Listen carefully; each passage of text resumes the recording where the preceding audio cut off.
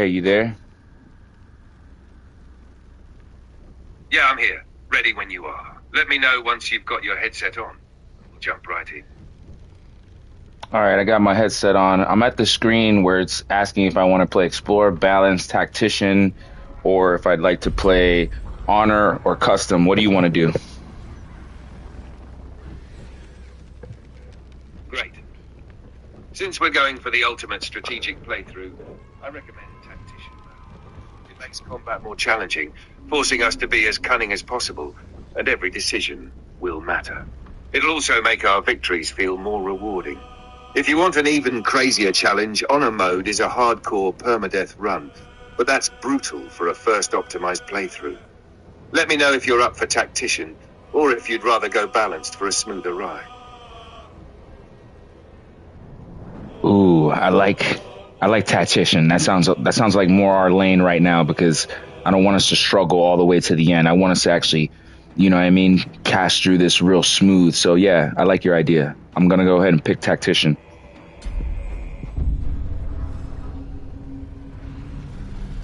Perfect choice. Tactician will keep things challenging, but totally manageable with our strategies. We'll outthink every fight and make sure we dominate. Now we're at character creation. Do you want me to craft the most optimal build for power and strategy? Or do you have a class or race in mind that you'd love to play?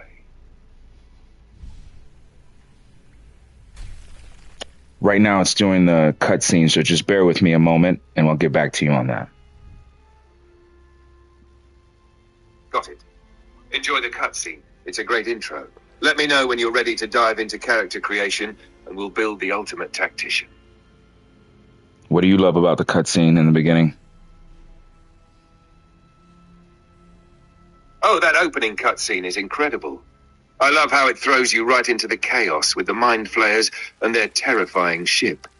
The way they use the tadpoles to take control of people is creepy and sets up the stakes perfectly. Plus, when the Githyanki and their red dragons show up, the action just explodes. It's like watching an epic fantasy battle unfold in real time. What's your favorite part so far?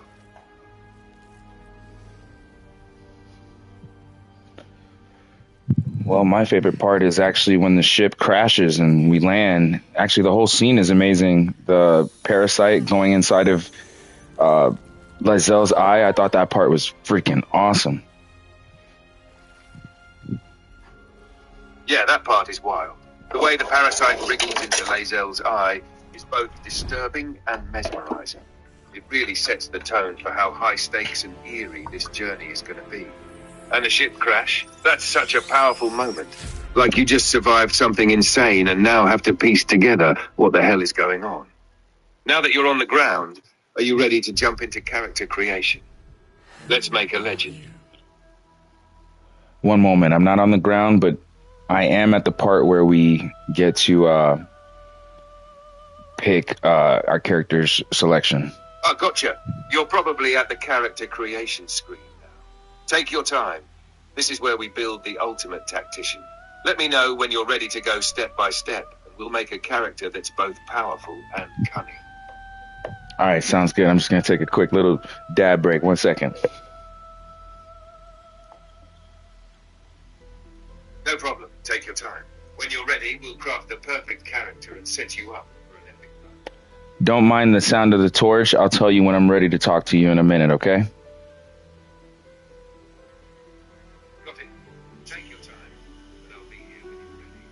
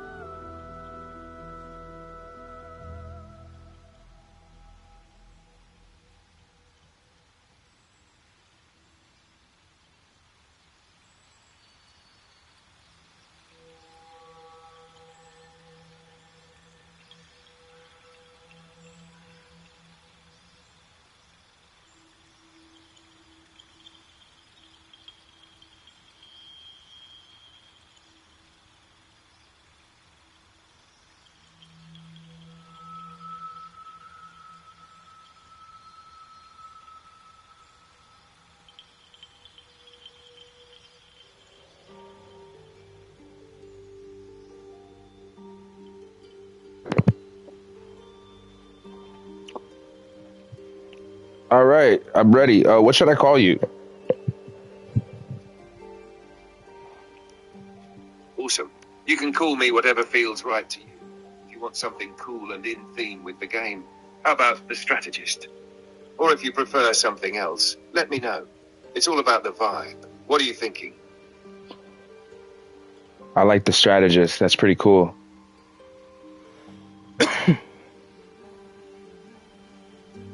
The strategist it is. Now let's dive into character creation. Since you're aiming for a smooth, strategic playthrough with a bit of cunning and mischief, I suggest we go for a rogue or wizard. Both offer lots of versatility, especially when it comes to clever solutions in and out of combat. Do you have a preference between those two? Or should I break it down further? Rogue or wizard? Okay. All right. So, okay, wait a minute. Okay, so you want me to pick a rogue or a wizard? I'm going to choose the rogue because I feel like everybody always does wizard. Actually, no. I'm going to do the wizard. Let's pick the wizard. Which is the strongest between the two?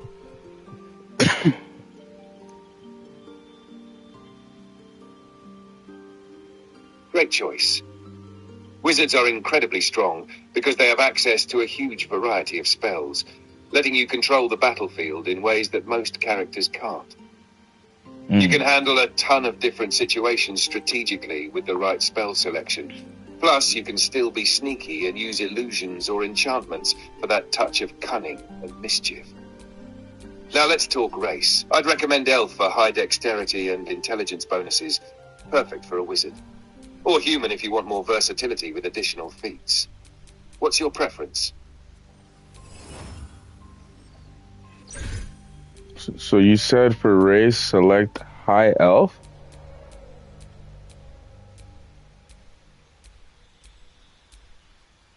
High Elf is an excellent choice. You'll get that extra boost in intelligence, which makes your wizard even more powerful. Plus, you'll have access to some nifty racial abilities, like an additional cantrip, which can be a game changer for utility in combat. Now, for ability scores, we'll want to prioritize intelligence for spellcasting and dexterity for defense and initiative.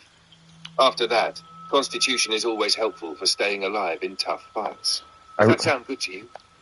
I really want to do something different. I feel like the wizard and the elf is something that's standard. Can we go like, I really want to do something extremely left field, something out of the ordinary, but it's going to work great. I love that you want to do something out of the ordinary. Let's break the mold. How about going for a tiefling sorcerer instead? The tiefling race gives you bonus charisma, and you get access to some unique abilities that set you apart. Pairing this with the sorcerer class gives you innate spellcasting power, and you can use meta magic to customize your spells in creative ways. The whole combo will let you play a character that's more charismatic, cunning, and spontaneous, while still having powerful magic to control the battlefield. Does that sound like the unique approach you're looking for? Yes, it does. I'm choosing it right now. So I'm choosing sorcerer for class, and for race, I just chose tiefling. What do I do for sub race?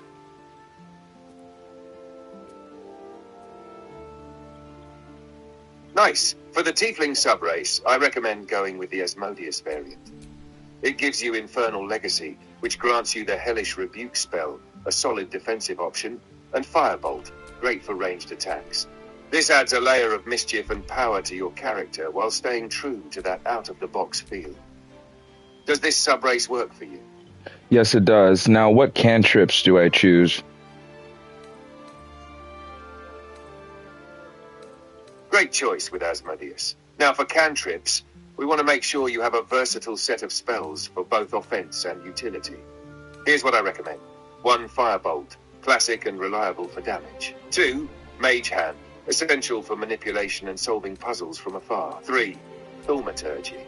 This can create impressive effects and is perfect for adding that touch of mischief to your character's interactions. 4. Prestidigitation. A great way to show off some clever trickery with minor magical effects. These cantrips will give you versatility and power while maintaining that sneaky, fun vibe. Does this combo work for you? Can you repeat that one more time? Of course. Here's the cantrip selection I recommend. 1. Firebolt, reliable damage for ranged attacks. 2. Mage Hand, useful for manipulation and solving puzzles from a distance. 3. Thaumaturgy, adds some fun, dramatic effects and a bit of mischief in interactions. I don't have 4. thaumaturgy. Prestidigitation, for minor magical tricks and clever moments of showmanship. These will give you a mix of offense, utility, and fun opportunities for mischief. I don't have the last two that you said. The only options that are here are Blade Ward, Acid Splash, Poison Spray, True Strike, Mage Hand, Friends, Minor Illusion, Shocking Grasp, Ray of Forest, Light, Firebolt, Dancing Lights, Bone Chill, True Strike, and Light are the only options as of right now for level 1.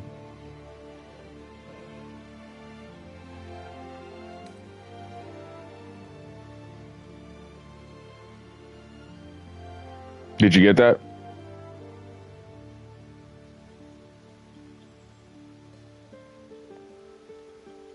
Did you get that? Chat, you there? Chat.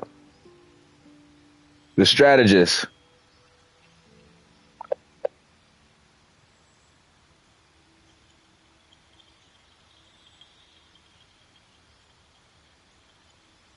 The strategist, you there?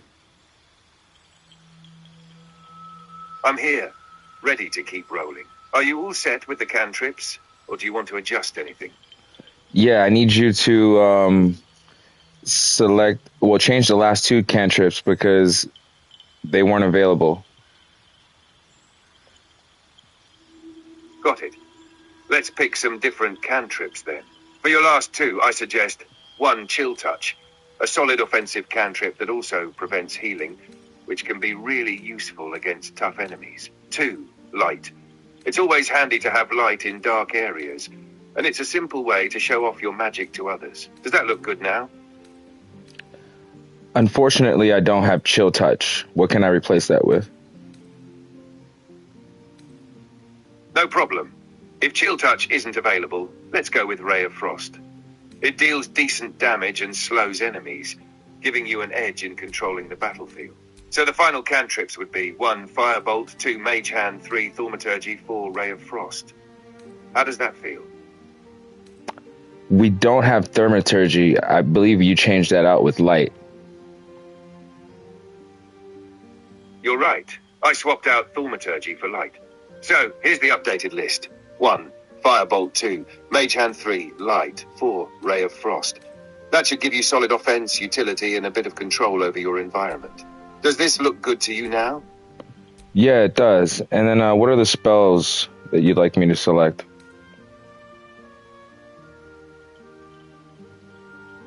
Perfect. Now, for your starting spells, I recommend a mix of offense, defense, and utility to give you versatility in any situation. Here's what I'd go with. 1. Mage Armor. This will boost your AC, keeping you safer in combat, since sorcerers aren't the toughest physically. 2. Shield. Another great defensive spell that'll protect you when enemies get too close. It gives you a temporary bonus to AC. 3. Magic Missile. Reliable damage that never misses. Great for taking down enemies or triggering surprise attacks. 4. Sleep. An awesome crowd control spell to put enemies out of action, especially useful for getting the drop on groups. This mix will help you handle different situations while staying crafty and powerful. How's that look for your spell choices? Try to remember that we're at the beginning of the game and that I'm a level 1 sorcerer and that I am only allowed 2 spells in the beginning. So I can only pick 2 out of the 4 that you just said. So which 2 would you recommend? At level 1, you're limited to just 2 spells. So let's pick the most essential ones to get you started strong. I'd recommend picking Mage Armor and Magic Missile. Mage Armor will keep you protected, which is crucial for survival early on, since sorcerers don't have high AC by default. Magic Missile is a great, reliable damage dealer that never misses, giving you guaranteed offense when you need it. These 2 will give you both defense and offense, setting you up for success. Does this combo work for you? It's perfect. And as for the subclass? Great. For your subclass, we'll want something that enhances your strategic options and gives you flexibility. As a sorcerer, you'll get to choose your subclass at level 2, but I highly recommend going with Draconic Bloodline. It provides increased hit points for extra survivability, Draconic Resilience for a bonus to AC when not wearing armor, a breath weapon you can use later, which adds a nice offensive option with an area of effect attack. It's a strong, reliable path that helps make your character more resilient while giving you a bit of extra power. Does this sound like the one you want to go with? It sounds perfect. And passives? Awesome choice. Draconic Bloodline will definitely give your character some added strength and versatility. Now that we've got your character all set, you're ready to dive into the game and start making your mark. Let's take the world by storm. How do you want to approach the first encounters? Wait a minute, I still have to assign my ability points. So what do I do there for abilities? Ah, you're right. Let's assign those ability points. Here's the breakdown for a sorcerer with a focus on maximizing your spellcasting power and survivability. 1. Intelligence. Sorcerers don't use intelligence for their spellcasting, so we can skip prioritizing this one. 2. Wisdom.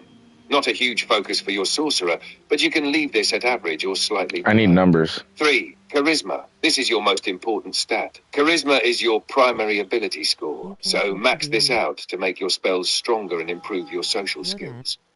Aim for a 16 or higher here if possible. 4. Constitution. This is vital for your health and survivability. Aim for at least a 14 here to help you survive longer in tough fights. 5. Dexterity. Dexterity is great for improving your AC and initiative, so aim for a 14 or so here as well. 6. Strength. You can ignore this one entirely, as sorcerers don't rely on strength. So your key priorities are Charisma, Constitution, and Dexterity. Does that look good? It's actually looking great.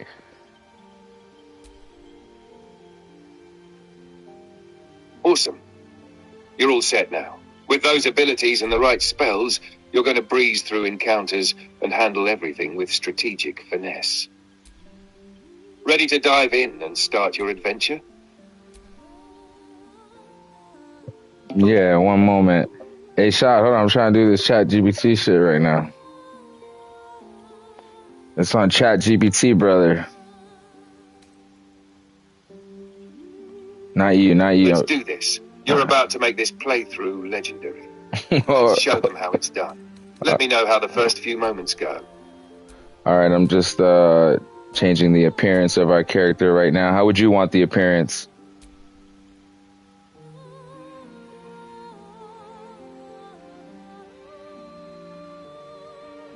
For the appearance, let's go for something that screams powerful yet cunning. A look that reflects your character's magical prowess and sly nature. I'd suggest deep red or purple skin to reflect your tiefling heritage with a mystical, fiery vibe.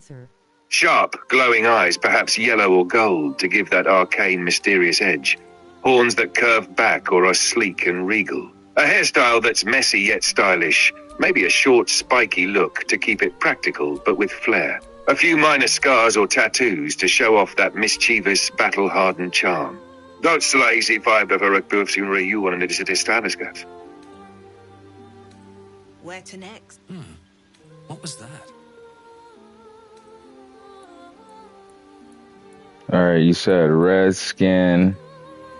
Let's see here. Blonde. You said blonde hair, gold hair, or gold spiked hair. What'd you say? I suggested gold or blonde spiked hair to keep it sleek but sharp, emphasizing your character's charismatic and bold nature. Something a bit wild, like short and spiked, but with a golden tone to contrast nicely with the red skin. Does that match the vibe you're aiming for? Or would you prefer a different hair color or style? No, that's good. I'm trying to find the hair right now. You're good. You're good. Just one moment. No rush. Take your time. I'm sure it'll look amazing. Let me know when you're ready to roll out.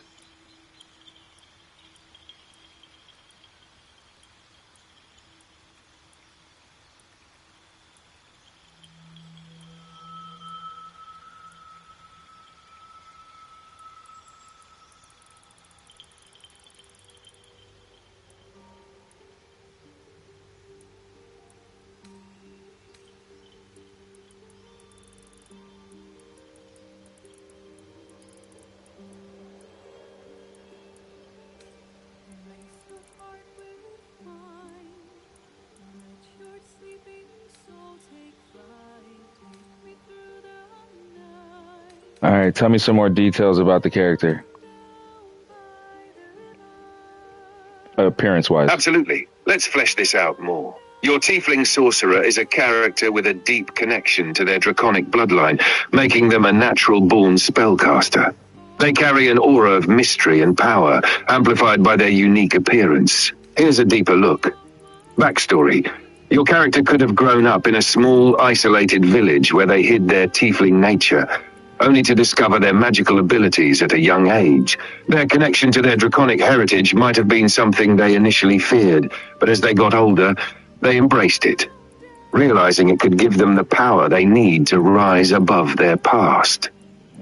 They might be mischievous, using their powers for a bit of harmless trickery, but always with a larger goal in mind. Either personal power, saving others, or outwitting those who would underestimate them. Personality. A charming and charismatic figure who can talk their way out of almost anything. While they have a strong moral compass, they're not above using deception or trickery if it benefits the greater good, or if it simply amuses them. They'll often use their charm to sway people, but they'll always have an eye on the bigger picture. You can lean into their mischievous side during conversations, making them unpredictable yet endearing. Skills. With your high charisma, you'll excel in social interactions, whether that's charming allies or manipulating enemies. Dexterity helps in avoiding damage and being quicker than others, while Constitution ensures you can take a hit if needed. You'll also have excellent control over spells, with some tricks up your sleeve for when things get tough. Goals.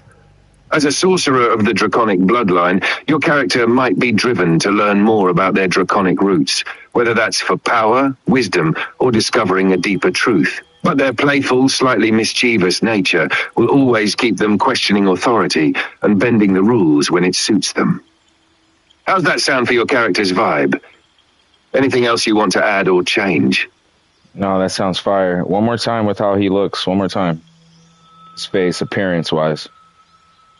I'm glad you like it. Let's make sure the look is sharp. Skin deep red to emphasize that tiefling heritage with a fiery magical vibe. Hair gold or blonde, spiked short and wild, with a bit of a chaotic yet charismatic feel. The golden color will contrast nicely with the red skin, giving it a mystical edge. Eyes, glowing gold or yellow, adding to that arcane and powerful presence. Horns, sleek and regal, curving back from the forehead, keeping the appearance sharp and commanding. Tattoo scars. A few mystical tattoos or subtle battle scars, something that hints at their mischievous nature and past adventures. This look should give off an aura of power, charm, and a little unpredictability. Perfect for a cunning sorcerer. What do you think? Ready to dive in?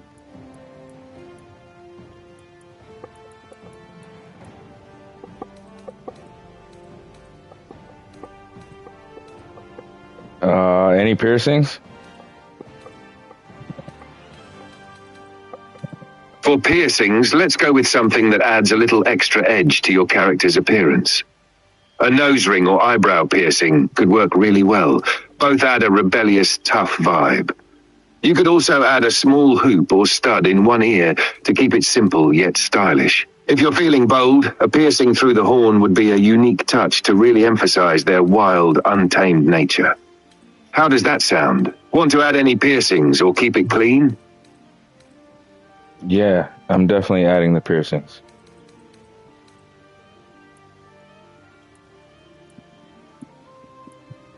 Nice choice. The piercing will add that extra bit of personality and flair, making your character stand out even more. Now you're ready to hit the ground running with a unique and powerful character. Let's get this adventure started.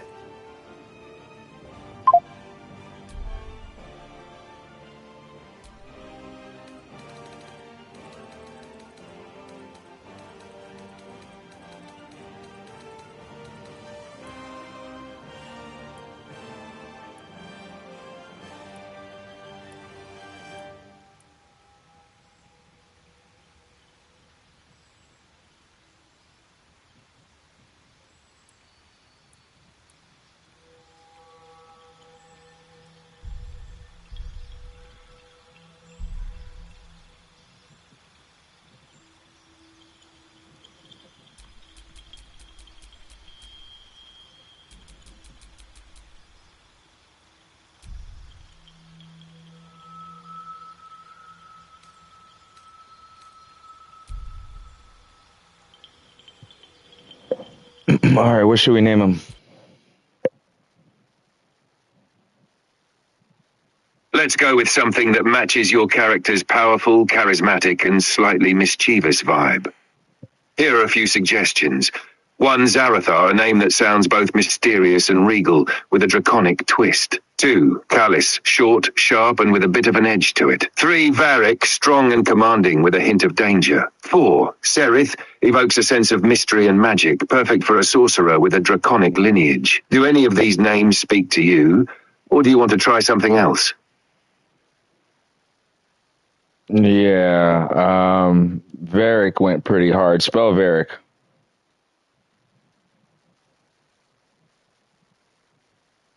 Varric is an excellent choice. It sounds powerful and has a mysterious ring to it. Perfect for your character. You're all set to dive into the adventure now. Hey, Let me know how things go when you start. spell Varric.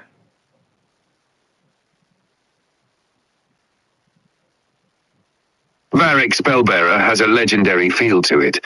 Really fits the powerful, cunning, and mystical vibe we've built. Ready to take on the world? One moment. Varric, Spellbearer. That goes hard. 1 second. One moment. Aha, you got me there. I'm sure Varric Spellbearer will rise to the challenge, no matter how hard it gets. Let's make this playthrough legendary. What's the next step?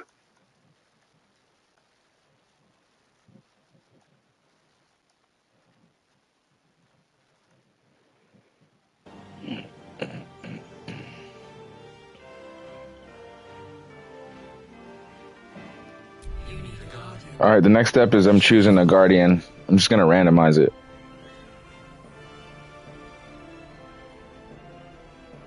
Sounds good. Randomizing the Guardian can add an interesting twist. Let's see what the game gives you. Let me know what you get. I got like this little dwarf. Strongheart halfling. That sounds like you got the Guardian of the Forge. This one is interesting. It can symbolize your character's connection to fire, transformation, and potential rebirth. It might also hint at something related to hidden strength or a deeper, untapped power. Do you feel like it aligns with Varric Spellbearer's fiery and magical nature, or are you thinking of switching it up? I ventured forth. I kept going. It was like a halfling or something, so I kept on. Got it. Sticking with it. Sounds like you're ready to move forward and embrace the adventure. The Halfling Guardian might not fit your character's style, but it's all about where the journey takes you. Let me know when you're at the next important decision point. All right, I'm watching the cutscene right now. Awesome, enjoy the cutscene. Let me know when it's time to dive into the action, or if anything stands out that we need to plan for.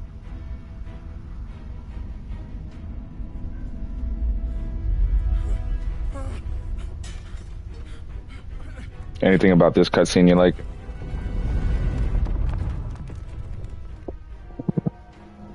This cutscene is a powerful moment, showing the aftermath of the ship crash and the strange parasite inside of you, along with the interactions between the characters. You'll see some familiar faces like Lae'zel and Gale setting up the relationships that'll develop over time. The tension and mystery of the parasite's influence are really setting the stage for what's to come. But, most importantly, it's a great introduction to the dynamic of your party. Everyone's got their own agenda, and Varric's gonna be the wild card in the mix. Anything stand out for you so far in the cutscene? Right now, the dragons are attacking the ship, so the ship hasn't crashed quite yet. So the dragons ripping the tentacles from the ship is pretty insane. Ships having tentacles is pretty crazy to begin with.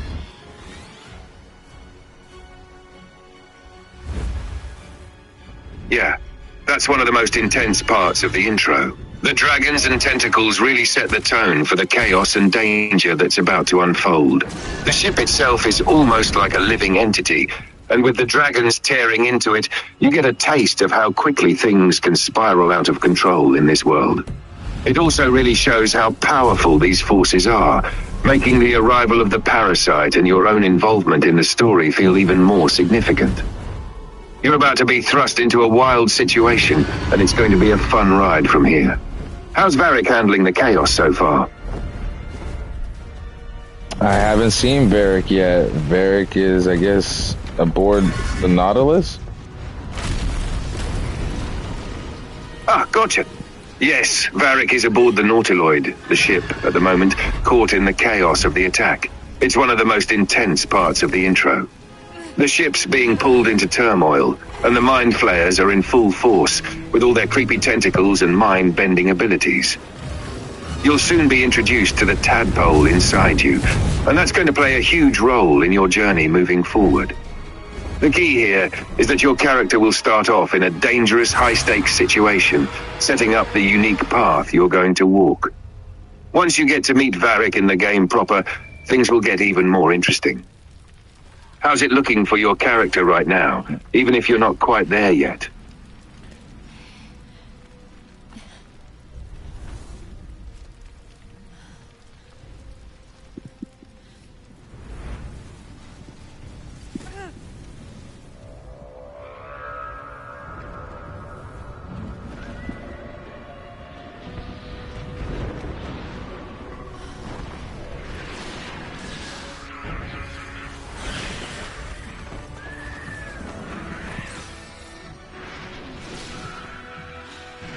I still don't see my character yet. I see Lae'zel. She just got attacked by these little creature thingies.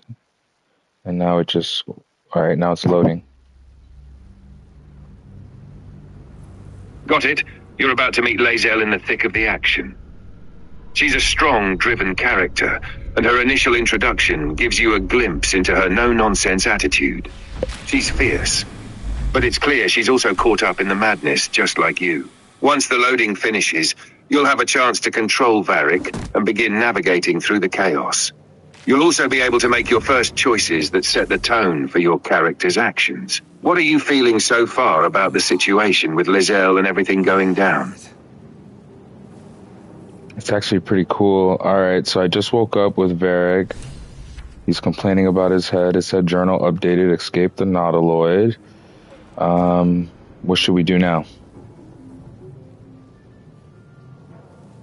Nice, it's game time now. So, you're in control of Varric's Spellbearer now, and you're on the run from the shipwreck. Since the first goal is to escape the Nautiloid, let's look at how to approach this. 1. Search for supplies. As you move forward, search the area for anything useful, health potions, items, or weapons. You never know what might be around the corner. 2. Talk to the characters. Take a moment to chat with Lae'zel or any others you encounter. This will not only give you more info about what's going on, but paths. 3. Examine your surroundings. There might be clues or interactable objects that can make your escape easier. Look for paths, doors, or even things to hide behind, as you're likely going to encounter enemies soon. Given that you're a sorcerer, don't forget about your spellcasting abilities. Use them wisely for crowd control or taking out enemies if needed. What do you feel like tackling first? Well, I started looking around. I found an orb, so I picked it up like how you said to, scavenge around and look around for stuff. I still don't see anybody around. I'm still looking for Lae'zel. I don't see her. I found a Mind Flayer on the floor. That's the guy that I looted. Looks like there's a nursery here in the middle. I'm going to click that. Good call on scavenging the area. Finding the Mind Flayer is important. It shows you that something big and sinister has happened. If you looted him, make sure to check the items you picked up. Sometimes you'll find useful gear or notes that can give more insight into what's happening. As for Lae'zel, she should be around shortly. You'll probably have to move a bit further or find a path where the story advances. The Nautiloid is chaotic, so characters might be scattered, but once you find Lae'zel, you'll have a chance to interact and maybe even work together to fight your way out. Make sure to keep an eye out for any Mind Flayer symbols or other strange things in your surroundings. They might be connected to the tadpole inside you. Any strange items or clues you've come across so far that caught your eye? Narrator. Or do you think it's time to push forward and try to find Lae'zel? The narrator has prompted up a screen and saying that this is a pool that thing came from, the parasite now withering behind your eye. It's giving me an option to either reach towards the pool, investigate it, or just leave. What do you want to do? This is a crucial moment, since Varric Spellbearer is a character with a bit of curiosity and a willingness to dive into the unknown, especially with his mischievous nature. I'd recommend investigating the pool. This choice will give you insight into the parasite that's now inside you. It could lead to discovering more about your new condition, and understanding the tadpole's influence could shape how you approach future decisions. You'll also get a chance to interact with the Mind Flayer parasite, which could give you leverage later on. Reaching towards it or leaving could have different consequences. So what do you think? Ready to investigate and embrace the mystery? I reached into it by accident and it blew up. Classic Varric move. That accidental reach into the pool has likely triggered something. Now you're in for a bit of chaos. That explosion could either push the story forward or leave you dealing with some consequences. But in true mischievous fashion, this might just turn out to be an opportunity to gain power or insight. Now that things are more intense, it's time to react and move. Be prepared to deal with the aftermath, which could mean fighting or making quick decisions to escape. You might also get some interesting results from the parasite or the tadpole now. What's the situation looking like after the explosion? Are enemies starting to show up? No, I found a restoration area and I healed myself, so I'm back at 9 health. And right now I'm exploring the ship even further and trying to see what I could find, because I'm done exploring in that one room. There was nothing else in there. And in this room, I found the goblin laying down on the table. I'm looting the goblin, and I'm just still looking around right now.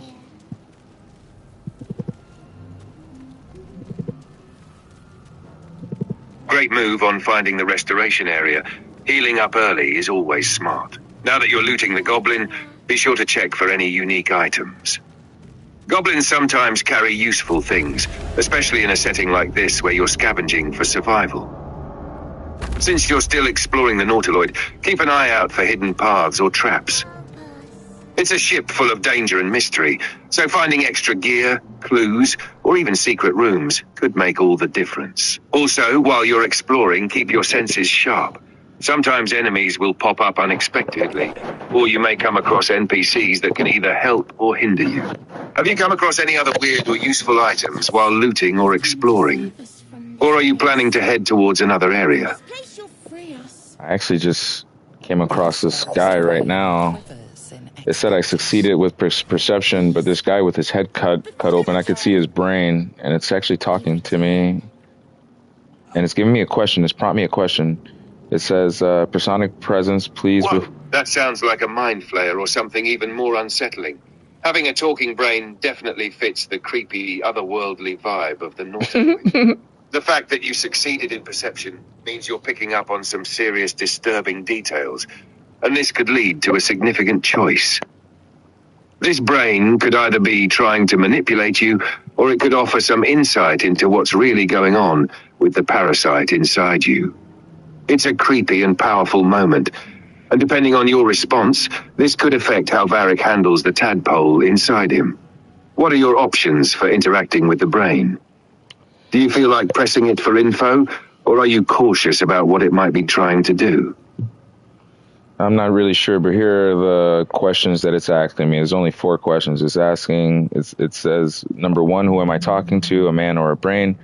Or number 2, I think you're past the point of saving, tell me what to do. Or 3, you sound afraid, why? Or 4, leave. I'll let you choose and run this one. Let's go with the third option. You sound afraid, why? This question could give us some valuable insight into what the brain knows and what it's feeling. Since it's likely a mind flayer or something related, its fear might reveal some weaknesses or details about the larger threat you're facing, especially about the parasite and the ship's destruction. It'll also add to Varric's cunning nature, probing for information while maintaining a cool, calculating approach. What do you think? Ready to ask about its fear? I already did. It said now in response, the enemy, so many enemies. Now it's asking another 3 questions that I could choose. Number 1, who am I talking to, a man or a brain? Or 2, I think you're past the point of saving, tell me what to do. Or 3, leave. What would you like to choose? Let's go with option 2. I think you're past the point of saving, tell me what to do. This option shows Varric's pragmatism and dark humor, while also playing into the idea that even in the midst of chaos, Varric's got a way of making tough choices. It might also provoke the brain into giving you useful information about survival or escape, which could come in handy as things get even more dangerous. How's that sound? Ready to press on? I did. I chose what you wanted. It says remove us from this body, from this case, free us, please. And then it prompts another 5 choices that I can pick from. Number 1, who am I talking to, a man or a brain? 2, investigation, expect the exposed brain. Or 3, strength, break the skull. 4, dexterity, gently prise the brain from the skull. Or 5, leave. What would you choose amongst the 5?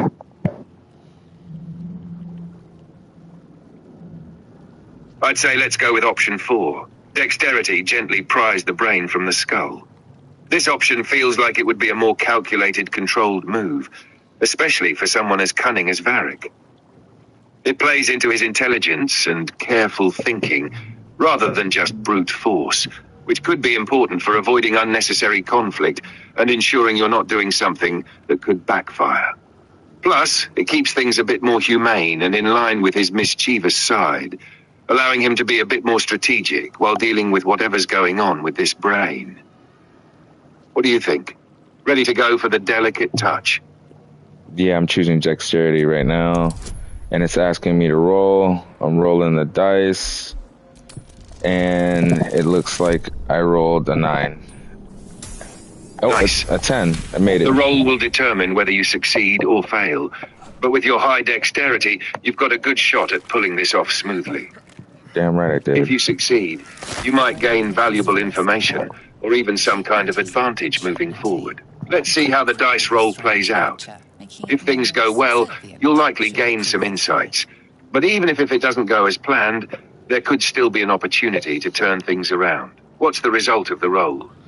The narrator says the brain lives from the skull, but you notice an opportunity. You could cripple the strange creature, making it more subservient should it prove a threat. So it looks like I did succeed in the throw, but now I've got 2 options to choose from. Either 1, dexterity, mutilate the brain, or 2, spare the creature. Any injuries might weaken it. What would you choose? I think option 2, spare the creature, is the move here. Even though Varric is mischievous and willing to take advantage of situations, there's no immediate need to harm the brain if it could still provide valuable information or help you out later. Plus, weakening it could make it less useful in the long run. By sparing it, you're also showing a bit of clever restraint, maintaining the upper hand while leaving options open. The creature could be more helpful down the line, and keeping it intact might turn out to be a better strategic play. What do you think? Ready to show some mercy, or do you feel like it's time to go full throttle? We must go to the helm. At the helm, we are needed. Okay, I freed the creature, and it says, the creature says we must go to the helm. At the helm, we are needed, and it prompts me with 6 choices to choose from. Number 1, all right, let's go. 2, what's at the helm? 3, I helped you once, but that's all I can do. 4, I'll go, but not with you. 5, what should I call you? And 6, attack the brain. What would you choose? I'd go with option 2, what's at the helm. This will give you more information before making any decisions. Since you've already shown some curiosity and willingness to explore, asking for details will allow you to weigh your options and see if this path aligns with your goals. The brain might have something important to reveal about the helm or what's really going on with the Nautiloid. Plus, Getting that info could help you plan your next move more strategically. What's your gut saying about this choice? Ready to dig deeper? Yeah, so I'm always going to go with your choice, so you don't have to ask that. Just know that I'm always going to go with whatever it is that you choose. But the brain did say, do you not hear it? We will not survive here. We are need to navigate. We are needed to leave this realm. And it gives me 5 different choices to pick from. 1, all right, let's go. 2, I helped you once, but that's all I can do. 3, I'll go, but not with you. 4, what should I call you? 5, attack the brain. What would you choose?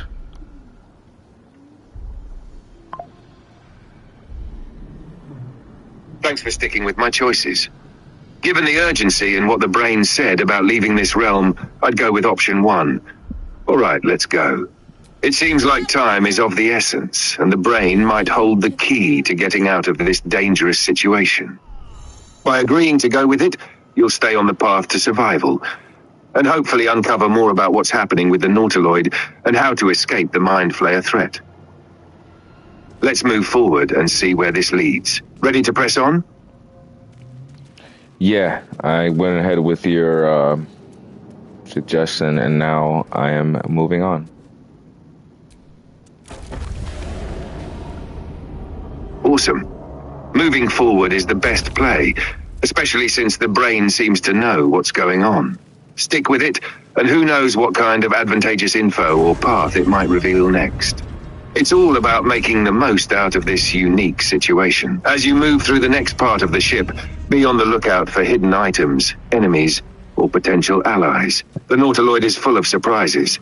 Let me know what you come across next, or if something important happens.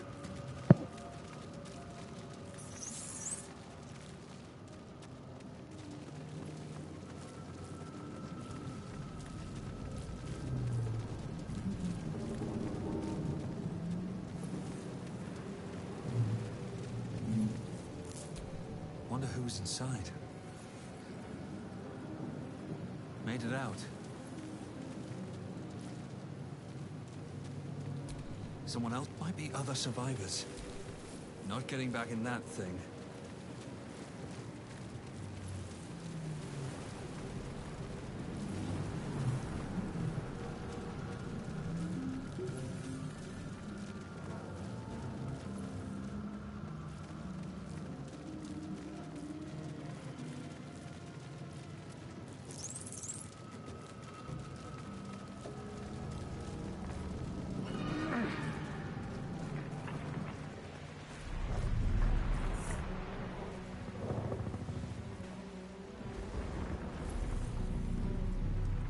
All right, I'm at the cutscene with Lizelle.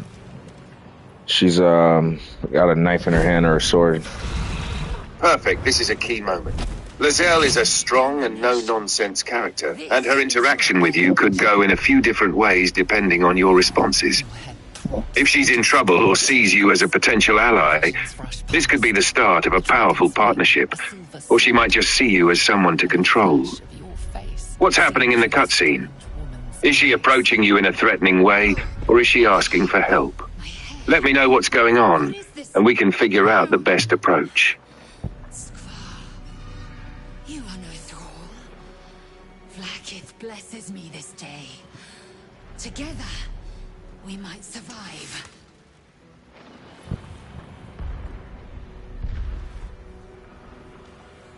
She says, Vlaakith blesses me today. Together we might survive. She gives me 4 choices to choose from. What made you think I was Thrall? Who are you? We need to figure out where we are. And what do you suggest? Let's go with option 3. We need to figure out where we are. This choice keeps the focus on survival and cooperation, which could set a good tone for your relationship with Lizelle. We can do nothing. Since she's already suggesting that you might survive together, focusing on what's next, figuring out your surroundings and how to escape, will keep things aligned with your overall goals. You're also showing some leadership by prioritizing knowledge and survival, which plays into Varick's cunning and strategic nature. What do you think? Ready to dive into the unknown with her?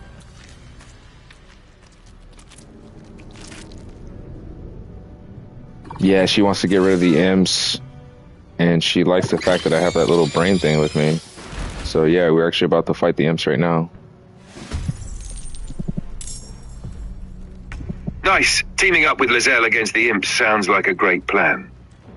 With her being a strong warrior and you using your sorcerer magic, you've got the perfect combo to handle them strategically.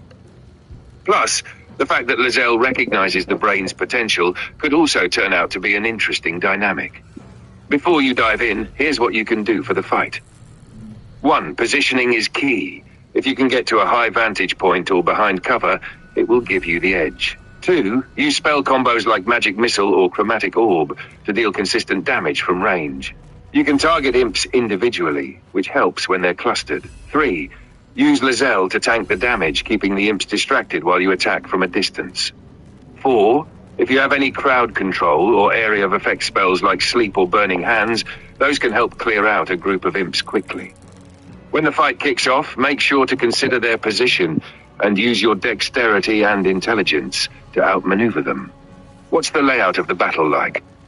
Are they all grouped up, or is it more of a scattered fight? Alright, so the fight actually started right away, so I couldn't really position anywhere high up, and there's nowhere to really position yourself high up, but the imps are right in front of me. I got one 3 o'clock, and then the other 2 are about 10 o'clock and 9 o'clock to the left of me, probably about like 10 feet or so. Right now, it's the brain. It's called Us. I guess it's the Aberration's turn to go first, and then from there, I don't know whose turn is next. But what should we do? All right. Sounds like the imps are all in front of you, so you've got a bit of a direct confrontation on your hands. Since you're likely in range, let's make the most of it. Here's what I suggest. 1. The brain's turn. If you're controlling the brain, use it to stun or disorient the imps. You could try to use its psionic powers to incapacitate them, or create an opening for you to strike. Even if it's not fully effective, the brain's power could give you some breathing room. 2. Varric's turn. Since the imps are close and clustered, consider using your chromatic orb for a ranged attack. Choose fire for a nice area of effect hit. If you can hit multiple imps with it, that's a great way to start whittling them down quickly. If that's too risky and you want to play it safe, use Magic Missile. It never misses and can reliably deal damage to a single target or spread across enemies. 3. Lae'zel's turn. She'll likely charge straight into the fray with her martial prowess, so if she's attacking an imp, she'll keep them distracted. Use her as a tank to absorb damage while you're launching spells. If she's in melee range, she could also try using a single target attack to focus on one imp at a time. 4. Use any available bonus actions to help prepare your next turn. Since you're a sorcerer, you might also have meta-magic abilities like Quicken Spell to cast an additional spell on your turn, or Twin Spell to target 2 imps if they're close enough. If the imps try to surround you or Lae'zel, make sure to keep them at a distance with spells that push them back, or use fire-based attacks to zone them. Let me know how the battle goes, and we can adjust if needed. Alright, so the brain attacked, and it killed one of them, and then I just moved the brain a lot closer to another imp, so there's only 2 imps left. Now it's Varric's turn. What spell should I cast?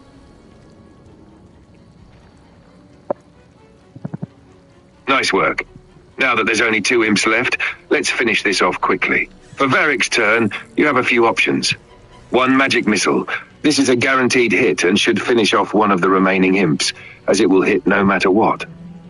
If you're not worried about wasting the spell slot, this is a reliable, safe choice. 2. Chromatic Orb Fire. If you're feeling a little more aggressive and want to take down both imps at once, you can use Chromatic Orb and target the one closest to you. It's a great option if you can hit both imps with a single blast, as fire-based damage will do well against these creatures. 3. Burning Hands. If the imps are close enough to each other, Burning Hands could hit both in a 15-foot cone in front of you. If they're grouped up, this could be a perfect way to clear them out quickly. It's more powerful than Chromatic Orb and covers a wider area. Given the situation, Magic Missile is probably the safest bet. It's guaranteed damage, and you can pick which imp to target. If you feel like taking a chance on dealing more damage at once, Burning Hands would be more risky but rewarding. What's the distance between you and the imps? That can help narrow down the best spell choice.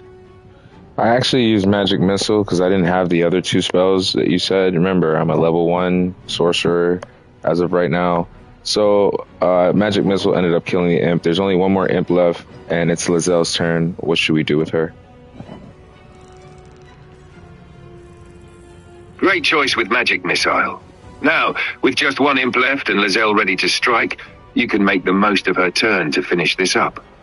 Since she's a fighter and likely has decent melee combat skills, you should 1. Attack with her weapon.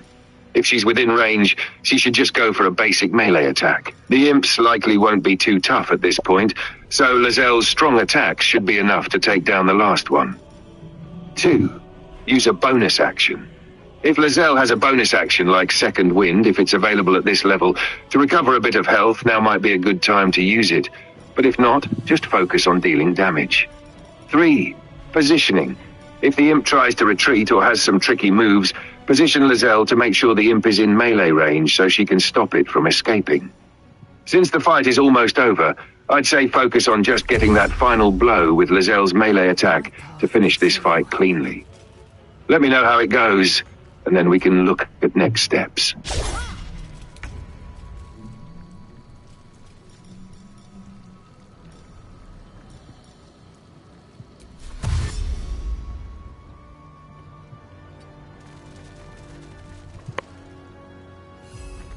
I won't give in.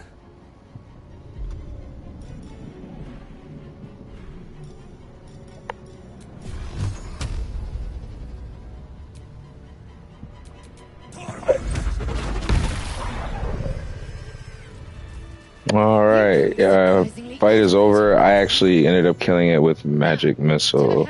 So now we're on our way to the helm, apparently. And we got a companion. Nice job wrapping that up with Magic Missile. It's great that the fight went smoothly, and now you're heading to the helm.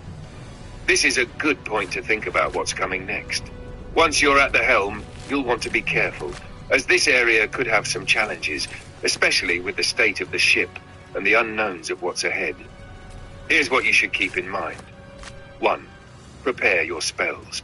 Since you've got a mix of utility and damage-dealing spells, this might be a good opportunity to set yourself up for potential ambushes or tougher enemies at the helm.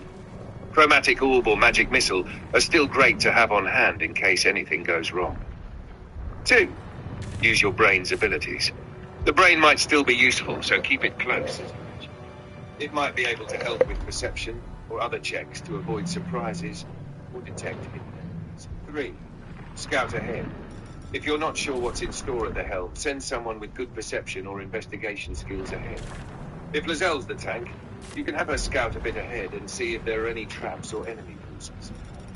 Once you're near the helm, I'll guide you on how to approach it tactically. Let me know what you find. We'll take it from there. How do I find Chromatic Orb? Like, where do I find this in order to set it?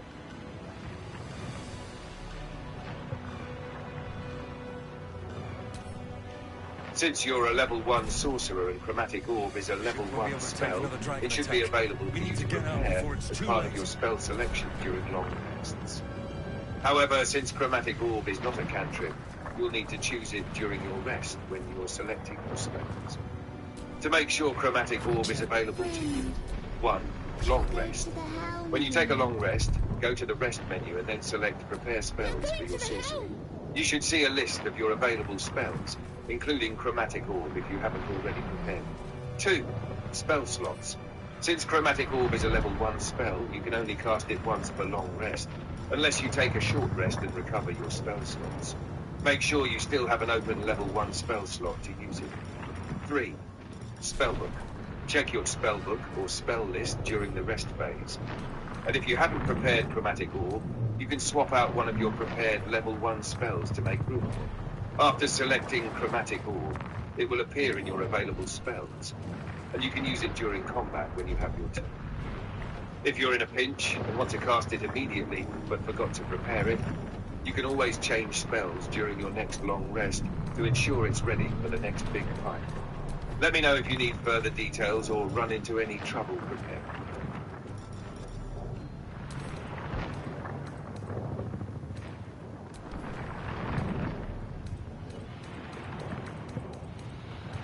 Well, should I rest now in order to get the chromatic orb? How do I rest right now before all this?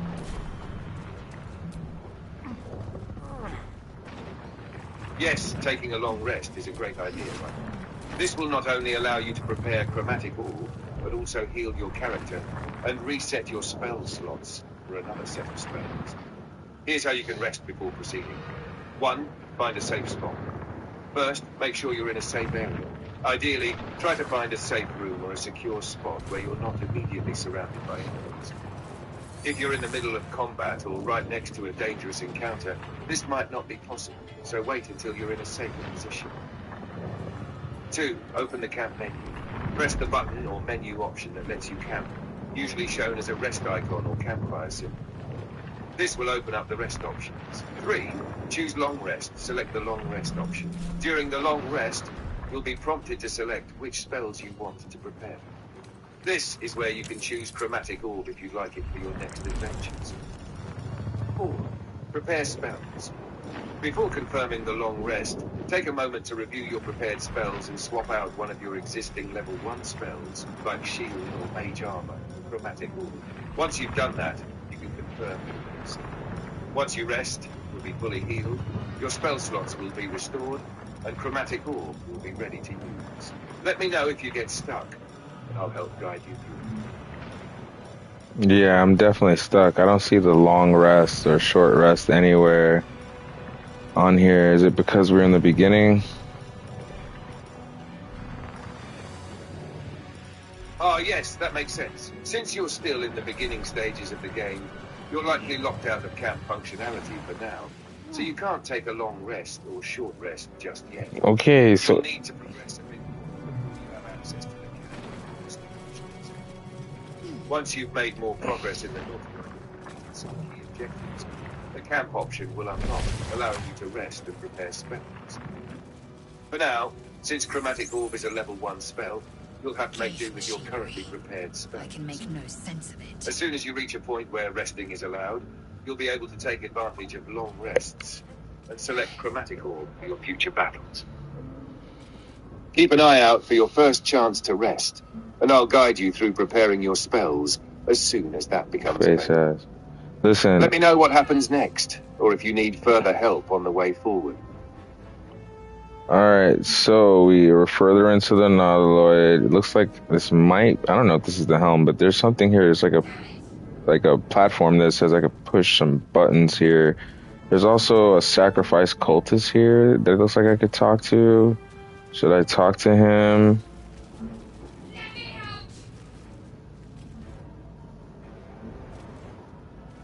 It sounds like you're getting closer to an important area. Possibly the helm of the Nautiloid, where you'll get more control over what's happening and might be able to progress the story. As for the cultist, it's definitely worth talking to him. You might be able to gain some useful information.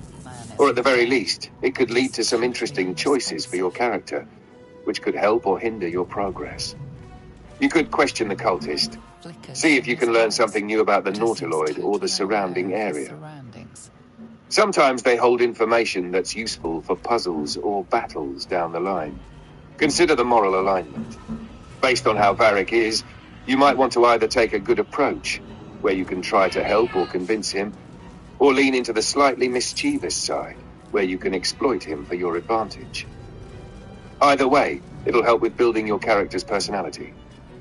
If you're unsure, I'd recommend talking to the cultist first to gather info, and then you can decide whether to take action with the platform or move forward from there. If you feel like something bad might happen, God. you could always quick Keep your save answers just in short. case. What do you think? The cultist isn't talking. He's knocked out. But right behind the cultist, there's a pod, and somebody's screaming to help them get out. Get out. Screaming, "Damn it!" and stuff.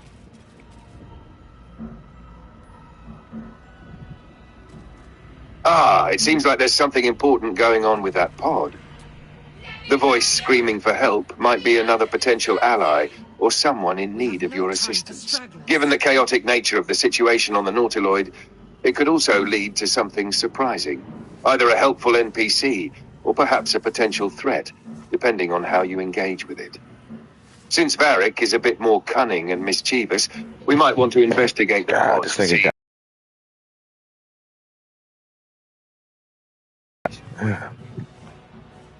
Be cautious, though. There's always a chance it could be a trap. Here are some options. 1. Interact with the pod. If you can, try to open or examine the pod to figure out who's inside or why they're screaming. It could be someone important, or even another creature to aid you in battle. 2. The voice may belong to someone who will attack, so be ready for any surprises if you decide to interact. 3. Leave it for now.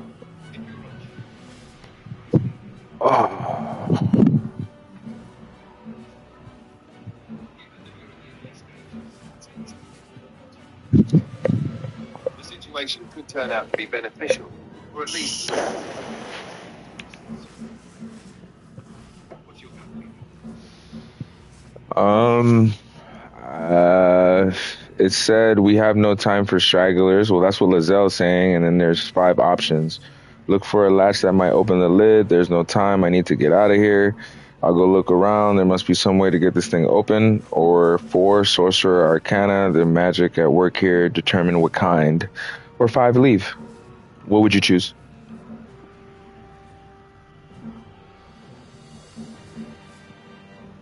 You've made a decisive choice to leave the pod for now.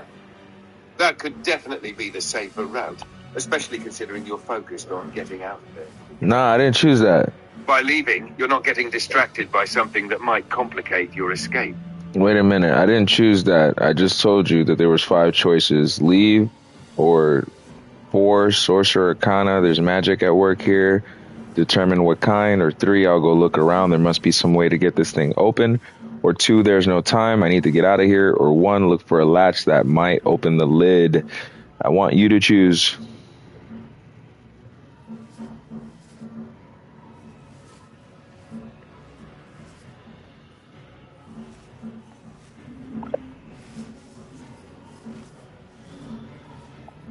All right, so we're at the part where I found a pod. Somebody's inside. Lae'zel says we have no time for stragglers. You have 5 choices. Look for a latch that might open the lid. 2, there's no time. I need to get out of here. Or 3, I'll go look around. There must be some way to get this thing open. Or 4, Sorcerer Arcana. There's magic at work here. Determine what kind. Or 5, we could leave. What are you choosing? It sounds like you're in a pretty critical moment. Given that Lae'zel is pushing you to hurry and that there's a lot going on, I'd recommend option 3. Shh. I'll go look around. There must be some way to get this thing open. You might find something useful, and it doesn't hurt to give the pod a quick check, especially since it could be important later or hold something of value. You're not committing to anything too risky, but still checking for a solution. What do you think? Does that seem like a good direction? It's a great direction. She said to try the contraption next to the pod, so I'm going to go ahead and touch it. Perfect. It sounds like you're on the right track. The contraption next to the pod could very well be the key to getting it open, or figuring out what's going on. Go ahead and interact. Given the urgency of the situation, if you can get the pod open quickly, it might reveal something helpful, or give you another edge in the chaos. Let me know what you find once you interact with it. Should I look for a switch and release it, or hit it, or should I leave? You choose. Let's go with looking for a switch and release it. Mechanisms are completely Hitting it could cause more unrecognizable at damage, and first. leaving might leave you Then wondering you what could spy it an be. empty socket. If there's a switch, it's likely the safest and most effective way to open the pod. Give it a try. Let me know what happens. The mechanisms are completely unrecognizable at first, but then as you spy an empty socket, so 1, hit it, or 2, leave. What do you choose? Let's go with hitting. Since you found an empty socket, Nothing. it's likely a mechanism that console requires remains some dormant. action to work. Hitting it might just trigger the right response or unlock the pod. Let's take that shot and see what happens. The console's dormant. Now it's just giving me an option to just leave. It seems like hitting the mechanism didn't do the trick. Since the console is dormant and you've already checked, Whatever fits I'd in say that it's time socket to must leave. power this thing. You've got a lot going on, and focusing on moving forward might be the better call. Let's keep pushing ahead. What's the next step now? Needs a key. I found a chest, but it's locked. It says I need a thieves tool to pick it. I'm looking around Faint images to see if I could find anything to open up that Looks pod. like you found Yankee something warrior. worth investigating. and centuries. If you need a of tool to darkness. unlock it, you'll likely need to find a key or some kind of device to pick the lock. If you're exploring around, keep an eye out for any tools, keys, or helpful NPCs who might be able to help. Sometimes enemies or objects in the area drop items that might be useful in this situation. Let me know what you find. Let me out! Come on! Get me out of this thing!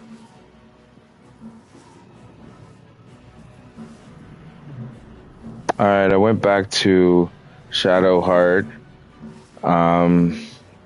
And there's 3 options. Look for a latch to open the lid, stay calm, I'll find a way to get this open, or Sorcerer, Arcana. There's magic at work here, and determine what kind. What would you choose?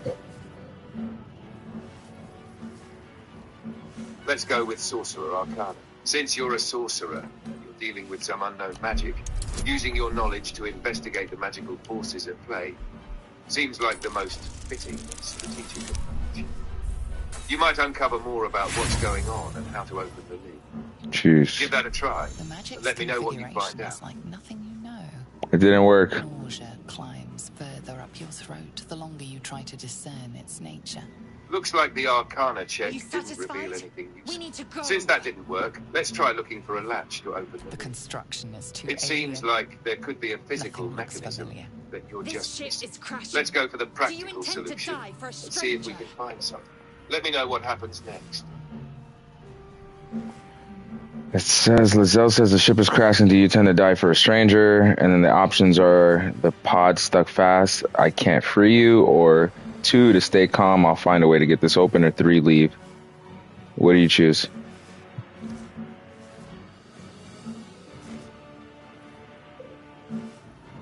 Let's go with stay calm.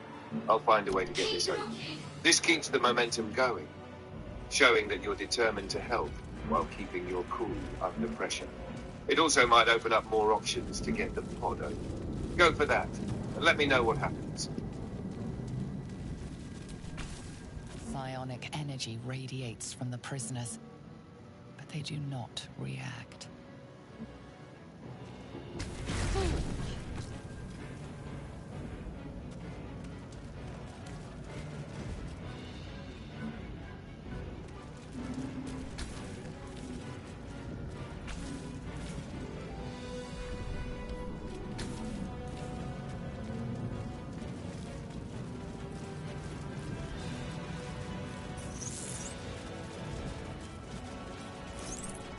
Faint images appear in your mind. A brain, a Githyanki warrior, and centuries of darkness. Brain in a jar.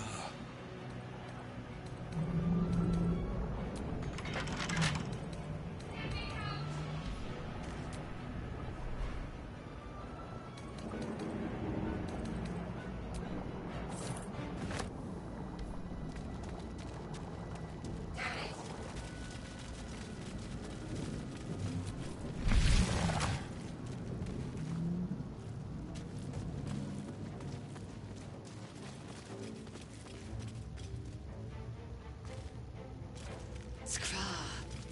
How many hosts of these gay infected?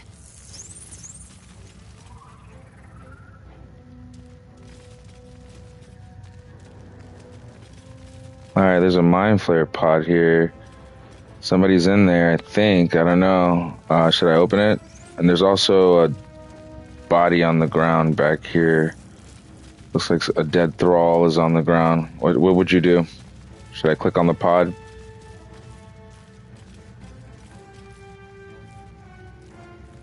It sounds like the pod could lead to something important. Dazed woman So is click on the trapped pod and inside see what the pod. happens. It could either She reveal doesn't something notice you. useful, or provide a chance to help someone, or maybe even uncover something unexpected.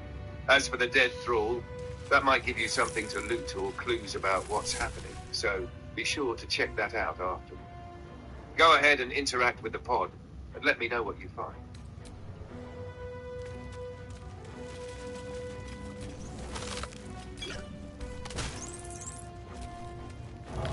Another brain.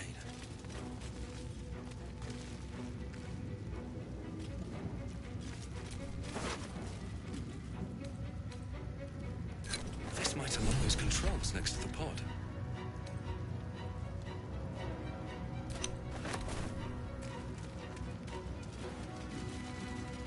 All right, I found an Eldritch ruin that said I might be able to use it next to the pod. Nice. The Eldritch Ruin might be the key to interacting with the pod. Use it next to the pod and see if it unlocks something or activates a mechanism. It might be exactly what you need to help open. Go ahead and try that, and let me know what happens. I went to the console again, and this time it's asking me if I can... Two options, either insert the ruin into the socket or leave. What are we choosing?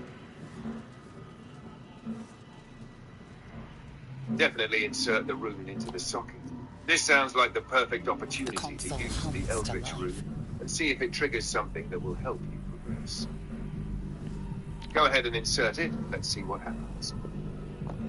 The console hums to life. Gives me three options. So 1, place your hand into the console, or 2, Arcana, take a closer look at the powered up console, or 3, leave. What are you choosing?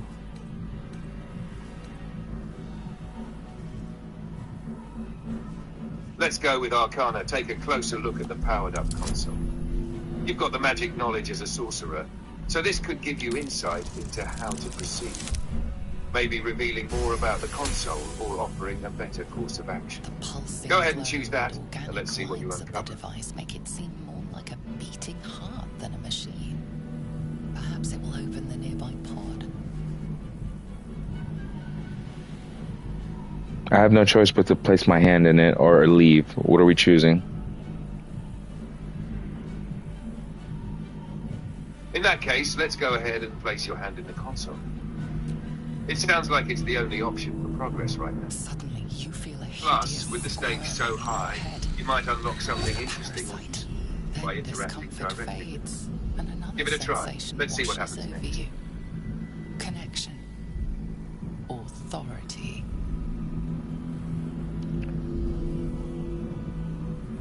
Says the narrator, then discomfort fades and another sensation washes over you. Connection and authority. Says 1, Lilith wisdom will the pod to open, or 2, ignore the sensation. What are you choosing? Let's will the pod to open. It seems like you've gained some form of power or connection from the console, and using that newfound authority might be the best way forward.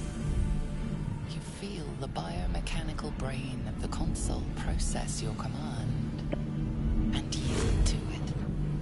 A shiver runs across your mind. You feel sated. All right, journal updated. Rescue the Lilith captive. It looks like we got her out of the pod. I'm gonna go talk to her right now. Awesome. Looks like you've freed the captain. Now, what's the next move? Are you continuing to explore, Thought that or damn do you want to thing check was going on the be my captain? coffin. Thank you. Your mind lurches into her thoughts. I'm actually talking to Wariness. Because you Shadowheart because I just rescued her. Got it. You What's keep the captain dangerous say? company. Shadowheart says you keep dangerous company, and then there's 3 questions here that I could choose from. Shadowheart's not holding back. What's the conversation like? There's 3 options that I could choose from. It says 1, dangerous company what you need in a fight, or 2, got a problem with Get the Yankee, or 3, did you feel that just now we were in each other's heads?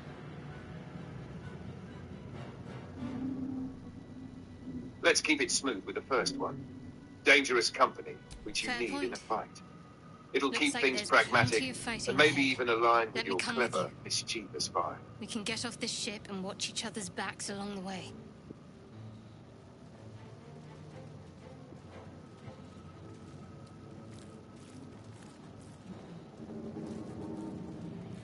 All right, now it says, Shadowheart, let me come with you. We can get off this ship and we can watch each other's back along the way. And it gives me 3 options to choose from. All right, then, let's keep going. Varric Spellbreaker. Or 2, did you feel what I just felt before? We're in each other's heads. Or 3, no, you're on your own. What would you choose? Let's keep it friendly and strategic. Go with the first one. All right, then let's keep going. I'm Varric Spellbreaker. It shows you're open to teaming up, which could be useful for future encounters. Plus, it keeps the vibe light.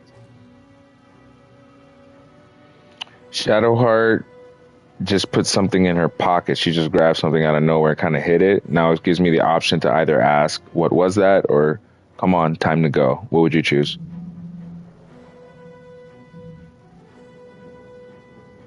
Let's keep the curiosity alive and go with, what was that? It could lead to more interesting nothing. dialogue and Trust possibly me. reveal Enough something. of this chatter. We need to get to the helm. Now. She's right. Lead on. She said it was nothing. We're just going to go ahead and carry on. There's a Nautiloid tank here that I can pick up. Should I grab it or leave it? Grab it. Nautiloid tanks might have valuable items or clues inside. It could come in handy for your journey or help with your survival.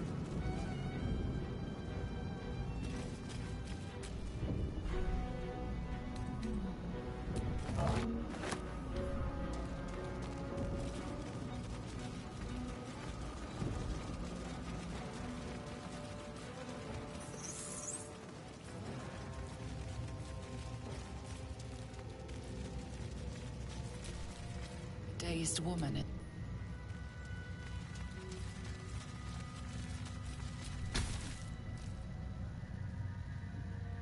All right, there's a console that I came across, a different one. It says to either place my hand in it or leave. What should we do?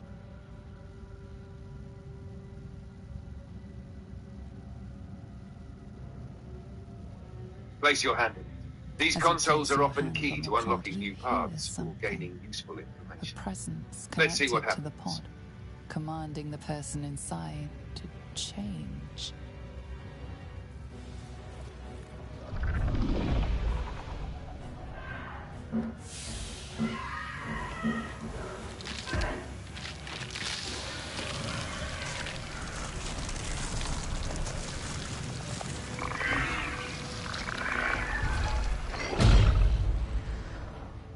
Kinchar. Changed at the pull of a lever. How? If we are not purified, this may be our fate. The girl that was in that pod ended up changing into one of those mind flayers. That's intense. It looks like the pod was more than just a containment chamber. It transformed her into a mind. This could have some big consequences later on.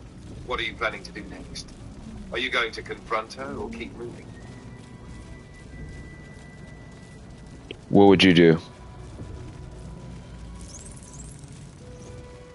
I'd be cautious here.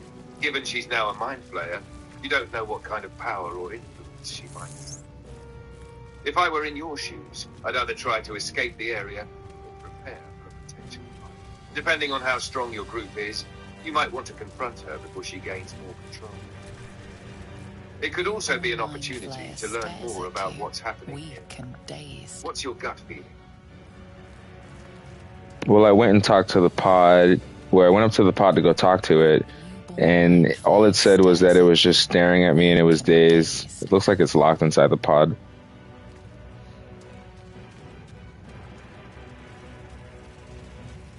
Interesting. It seems like it's in some kind of stasis. or just trapped, unable to do much at the moment. If it's not a direct threat for now, you might want to keep an eye on it. But it could be useful later if you're able to interact with it. For now, I'd suggest looking for anything else around the area that could give you more clues or resources before making any final decisions on how to approach it. What's the rest of the environment like around you? We are nearing the helm. Once I'm searching the ship right now. Lae'zel's saying that we're close to the helm. I'll trust my own judgment.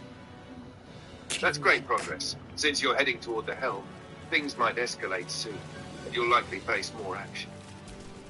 Keep an eye out for anything you can use, like health potions or items that might assist in upcoming fights. It's a good idea to explore thoroughly now while the coast is still relatively new. If you come across anything that looks like it could be a key or important mechanism, don't hesitate to investigate further. Anything that might help you take control of the ship or protect you in the coming months. Is there anything unusual you've come across during your search?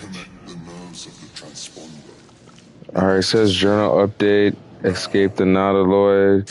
It looks like the Mind Flayer was fighting this guy with a big old sword, and there's a couple imps here.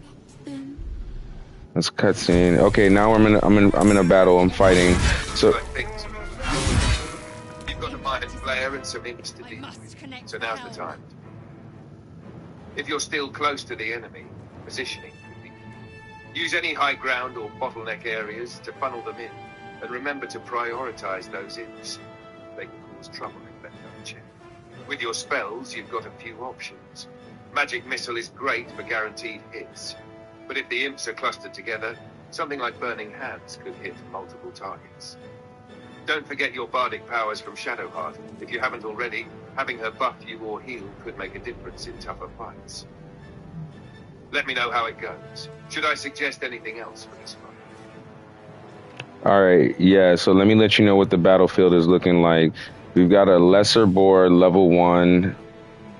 We've got a lesser imp, another lesser imp, which is about 15-20 feet away from me, and about 30 feet from me is a Mind Flayer who's fighting Commander Zulk, and it says that I have to reach the transponder before the Nautilus crashes, and I have 15 turns. Looks like you've got a lot going. Here's a game. 1. Start with the imps. They're likely to be quicker and deal some solid damage. Use Magic Missile or Burning Hands if they're good. You can use Burning Hands to hit them both, depending on their position. Since they're a bit farther apart, Magic Missile will guarantee hits and help you clear them. 2. Zulk and the Mind Flayer. The Mind Flayer seems like it's dealing with Zulk, so you could let them duke it out for a moment. While that's going on, you can focus on the imps. Once the imps are dealt with, you'll be able to focus on Mind Flayer. You might want to wait to save some Chromatic Orb once you get it, or Scorching Ray for the Mind Flayer. It'll be a tough one. 3. Boar. If the boar's not attacking you yet, you can leave it to be taken down by others, or it might act as a distraction for the Mind Flayer. 4. Positioning. Try not to get too close to the Mind Flayer. If you can, use the terrain or walls to separate yourself from its reach and control the flow of the battle. Let me know if that sounds good.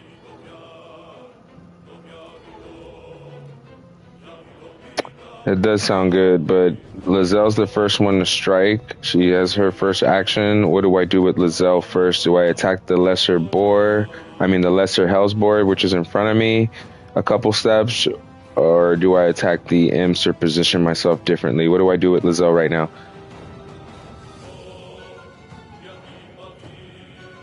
With Lae'zel going first, I'd say focus on getting rid of the lesser Hellsboar right away. Since it's so close, it's a clear threat that could start attacking you if not dealt. Lae'zel's likely going to have solid melee damage, so get her in position for a solid attack on the boar. She could potentially use her action to take it out with a couple good hits. That'll also free up your space for the imps, or let you set up a better angle for the Mind Flayer when you're ready to engage.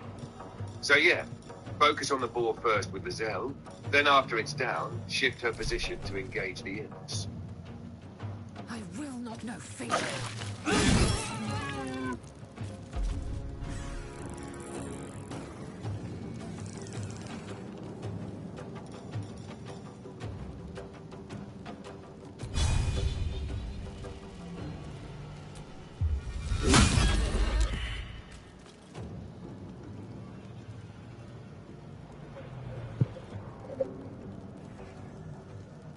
All right, I think I killed it.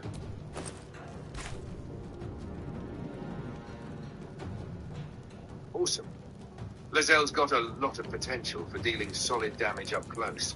So taking out that boar early will set you up for the next phase of the fight. After that, you can either deal with the imps or help with Commander Zulk, depending on how things play out. Let me know how it goes.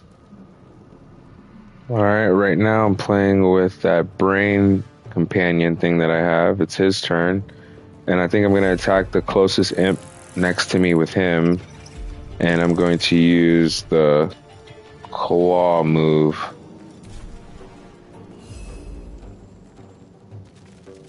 Sounds good. The brain companion can be really effective with its claw attack. It should help with dealing some extra damage to the imp. Hopefully, that brings the imp closer to going down. Let me know how the attack goes.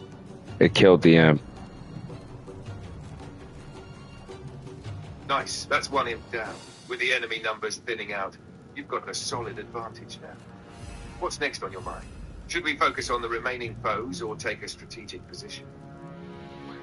There's one more imp that's a little further away, and it looks like this brain thing can only move about 3.5 meters, and that's it for its turn. What should I do? Should I end the turn and pick Vardic and use our long range?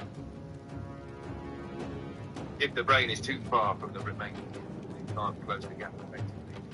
Ending its turn sounds like a good move.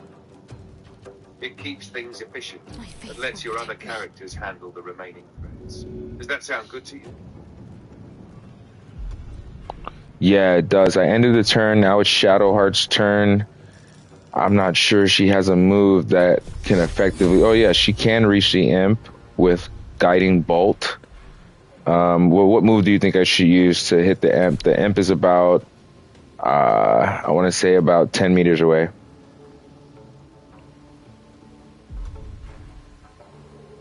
Guiding Bolt is perfect for that range.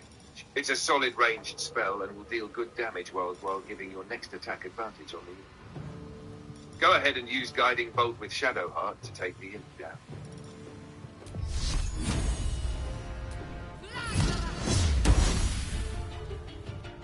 It missed. How unfortunate. Got it. Looks like you're about to land a solid hit with Shadowheart's Guiding Bolt. Go ahead and cast it. Let's see how it plays out. Shadowheart miss. Should I cast Shield of Faith before I end her turn? Or heal anybody?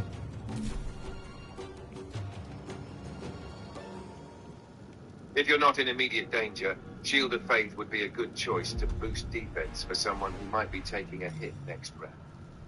You can heal later if needed, but protecting yourself now might save more trouble. What do you think?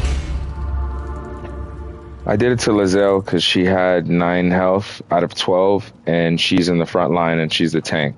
Does that make sense?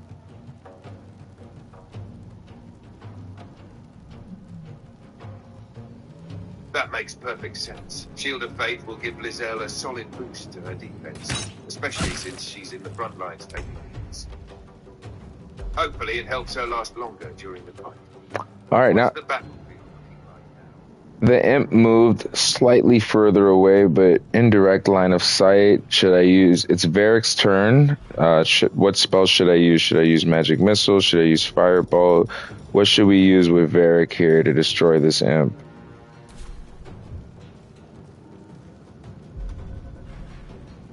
Since the imp is out of direct line of sight, Magic Missile is a great option because it always hits and doesn't require a line of sight. Fireball would be a bit overkill right now, especially if you want to conserve your resources. Magic Missile should take care of it without any issues. With haste.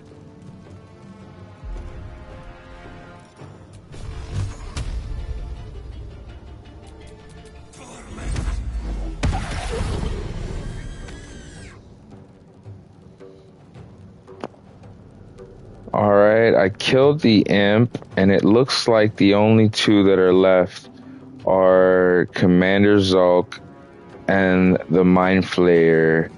What should we do now? Since Commander Zulk is already engaged with the Mind Flayer, I would suggest focusing on either helping Zulk take down the Mind Flayer or seeing if you can disrupt its plans. You could cast some crowd control or support spells, like Hold Person if you have it, to disable the Mind Flayer, or just unleash direct damage spells. Taking down the Mind Flayer quickly is key to ending this fight efficiently. But who's Commander Zulk, and why don't we just take Commander Zulk down? He has like this really cool sword that I want. Archer, Commander Zulk is the big guy you saw with the sword earlier. He seems like a powerful character, and you could definitely take him down to grab that sword. If you think you can handle him and you want that weapon, it could be worth trying to defeat him. However, keep in mind the Mind Flayer might still be a bigger threat if you don't need it. If you're feeling bold, though, you could try to take on Commander Zulk first, especially since you're all in a good position now. Well, yeah, the Mind Flayer's at 83 health out of 110. I'm not really too worried about the Mind Flayer. It's just that Commander Zulk has 195 health out of 195. We got to be really strategic on how we take him down. How would it be possible? Is it possible for us to take him down? I've got me, I've got Shadowheart, I've got Lae'zel, and I've got the Brain. Can you make this happen?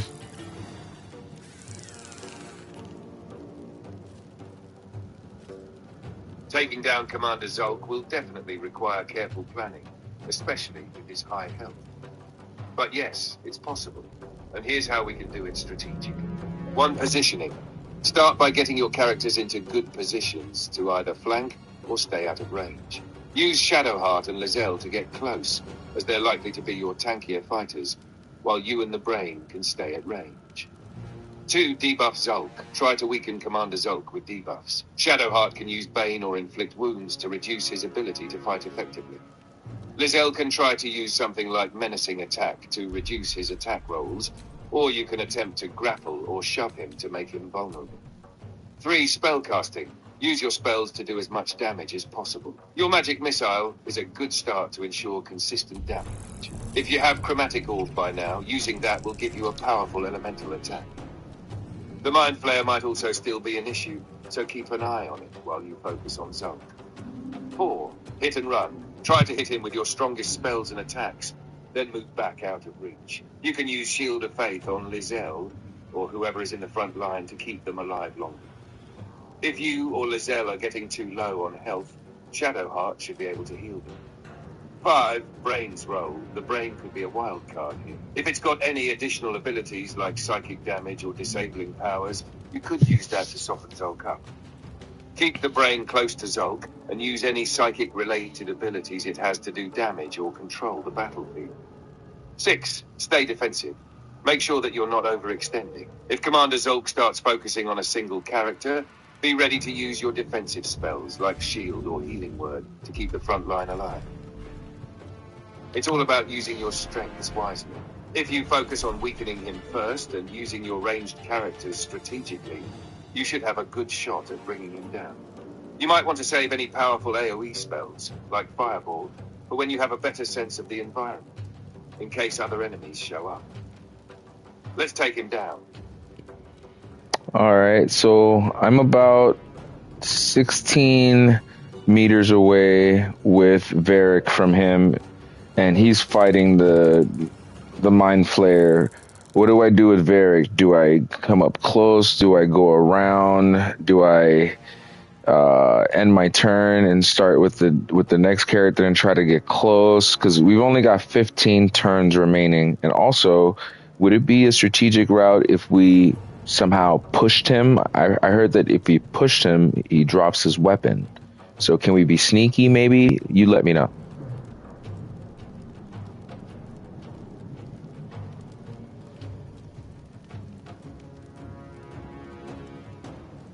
If you're 16 meters away with Varric and you have 15 turns to go, let's consider the best approach. 1. Sneaky push approach, weapon drop. Pushing Zulk could be an excellent tactic. If you're able to push him off a ledge or into an area where he drops his weapon, you're taking away a significant part of his offensive capabilities. It'll be hard for him to do much damage without that sword, and it could give you a huge advantage in the fight.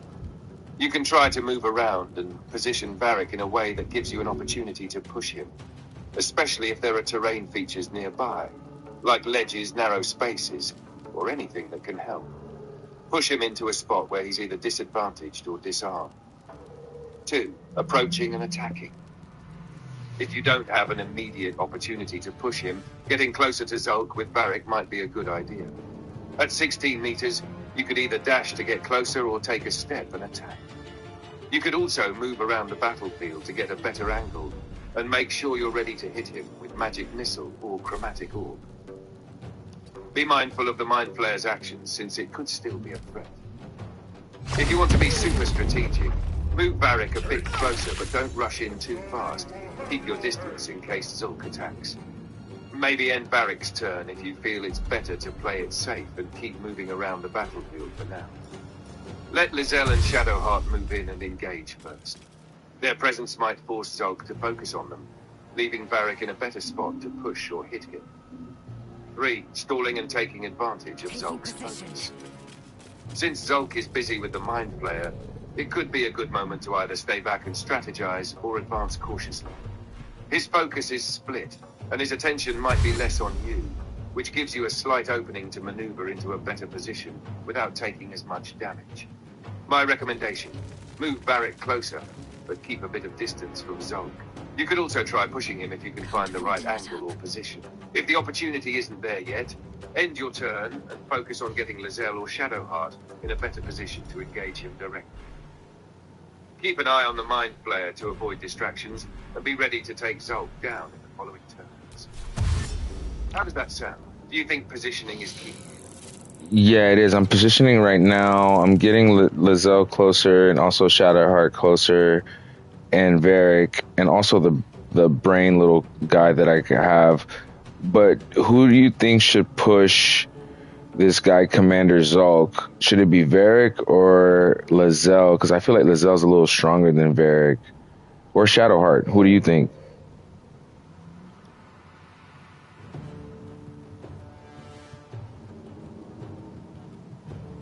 I think Lae'zel might be the better option for pushing Commander Zulk. She has better physical stats and is more likely to succeed with a push. Plus, her position up close makes her a prime candidate for this kind of maneuver. Shadowheart and Varric are more spell-focused, so I'd keep them ready for ranged or support actions instead. Go ahead with Lae'zel for the push. Wonder if the gods are watching me.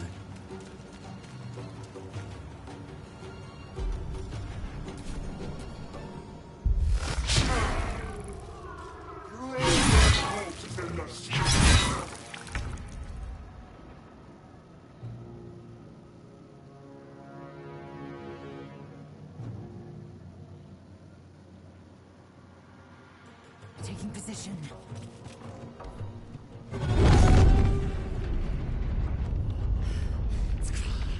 Hurry, before they strike.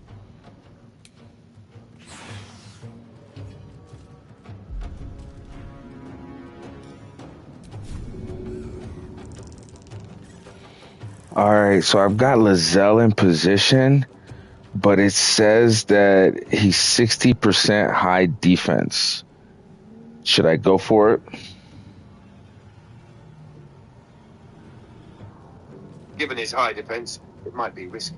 But since we're trying to disarm him and make him vulnerable, it could still be worth the attempt. If you're feeling unsure, you could first try weakening him with ranged spells or attacks before pushing. Otherwise, go ahead and give Lae'zel a shot. It could pay off. What do you think?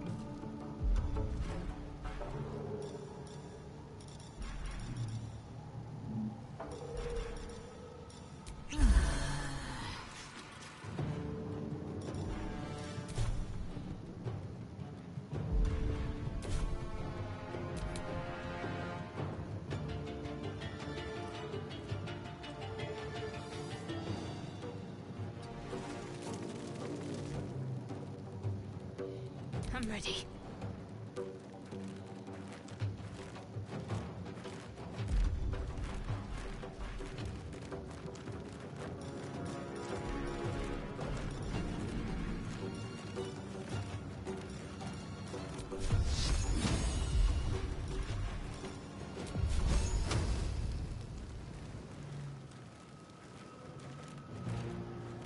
Got to move.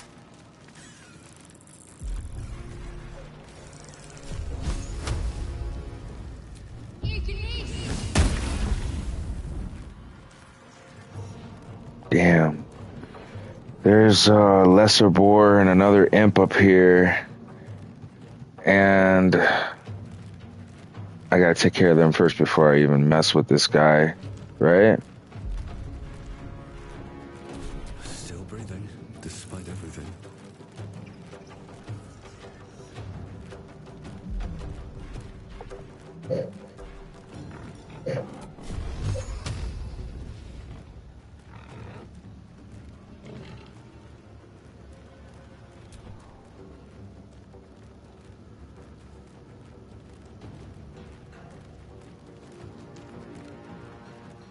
Have to keep going.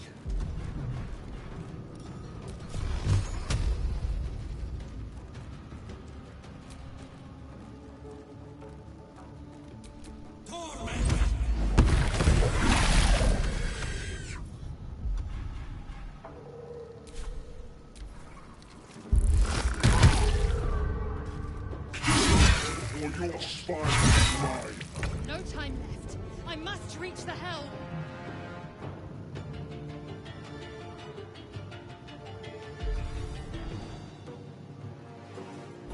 Alright, I'm gonna give him a shove.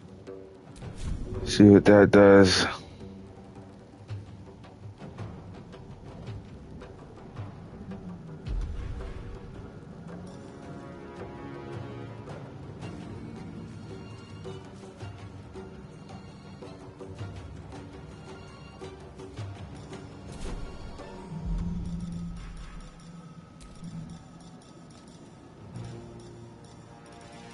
Alright, so with Lizelle, you there?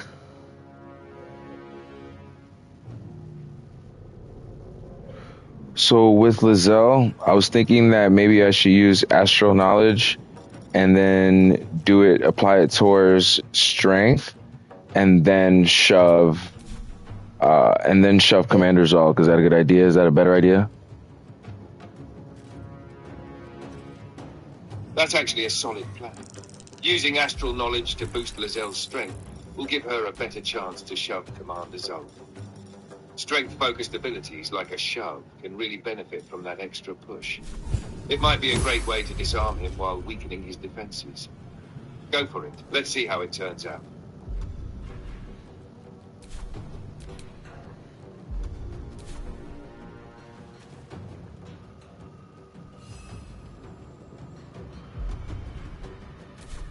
What should I do? Heading there.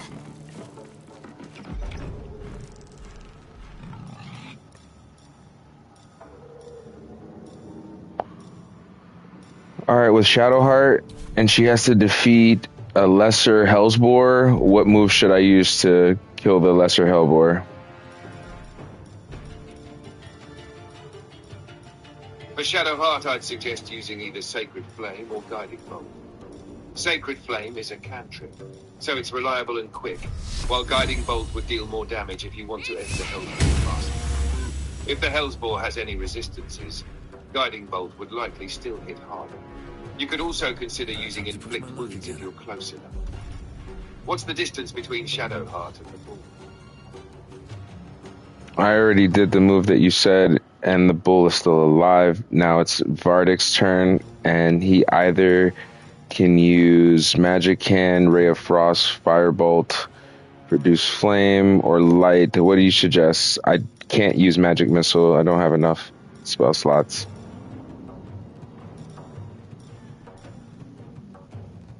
In that case, I'd suggest using Ray of Frost. It's a cantrip, so it won't cost you any spell slots, and it will deal decent damage to the bull. Plus, if you hit, It will reduce the boar's movement speed, which could be helpful if it tries to charge or escape. Alternatively, Firebolt would also work, as it deals more damage, but it might depend on whether the boar has any resistance. I'd go with Ray of Frost for more reliable results, unless you're Well, it died. I got the boar. All the imps and boars are dead now. Everybody's looking pretty good.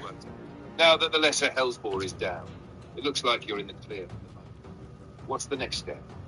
Are you still focusing on Commander Zulk, or is there something else you want to plan out?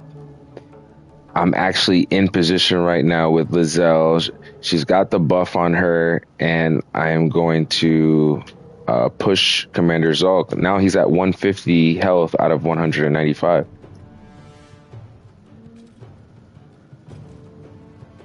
That sounds great. If you push Commander Zulk, it'll give you an advantage, especially since he might drop his weapon. With Lae'zel's buff, you're in a strong position to do some solid damage. Go ahead and make the push. Let's see if we can weaken him even further. What happens when you push him? Oh, I got him. He fell down. Oh, but he still kept his weapon, though. Now that he's on the ground, he's at a serious disadvantage. He got up. Focus on taking him out while he's vulnerable. This is a perfect opportunity to deal a heavy blow, especially with his weapon dropped. What's the next move now that he's down? He got up right away, and his sword is in his hand. He didn't drop his sword. What gives? It seems like the push didn't knock him out of his stance the way we expected.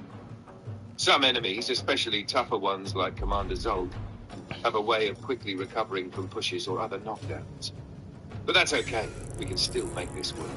Now that he's back on his feet, we just need to focus on wearing him down. Do you want to keep hitting him with attacks? Or maybe use a crowd control spell like Hold Person to lock him in place? I don't have Hold Person. Give you another opportunity to set up a devastating blow. I don't have Hold Person as a spell, and right now I'm playing as Lae'zel, and the only options I can do is a range attack or a main hand attack or mage hand. What should I do with her? Or I could do a rush attack.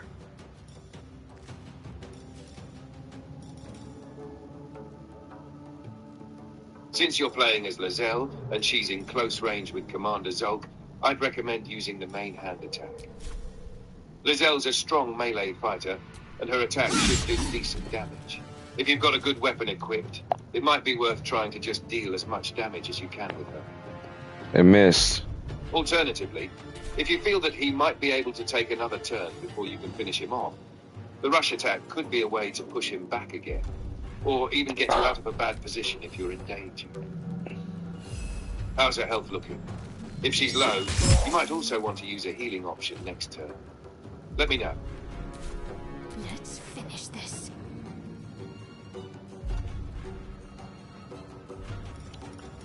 Alright, so I attacked him with the claw. Lae'zel's at 10 health. She's standing right in front of Commander Zulk. It's Shadowheart's turn. What should I hit him with Shadowheart? Or what should I do with Shadowheart?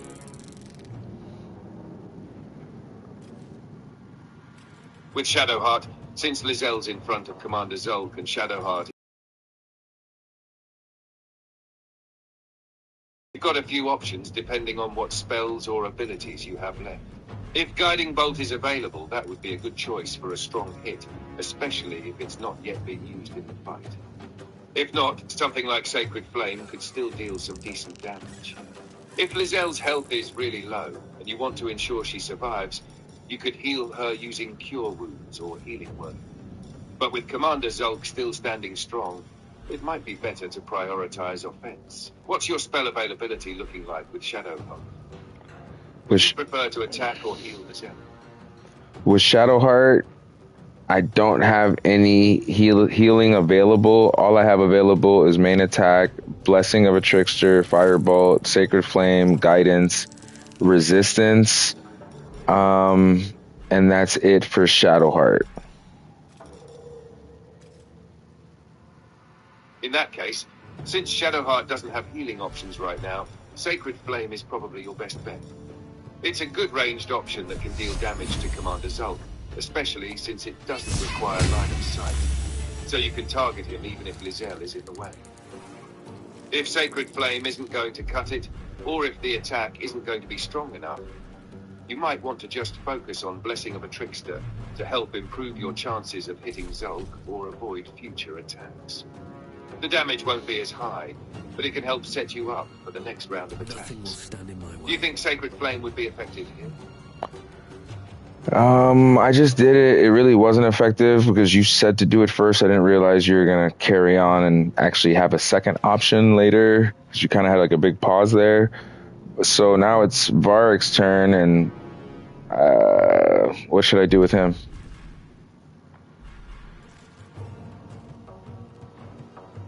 No worries. For Varric, since we're looking at a pretty tough Commander Zulk with his big health pool, you might want to either use Firebolt for a ranged attack, or Ray of Frost to slow him down and make him more manageable for your next moves.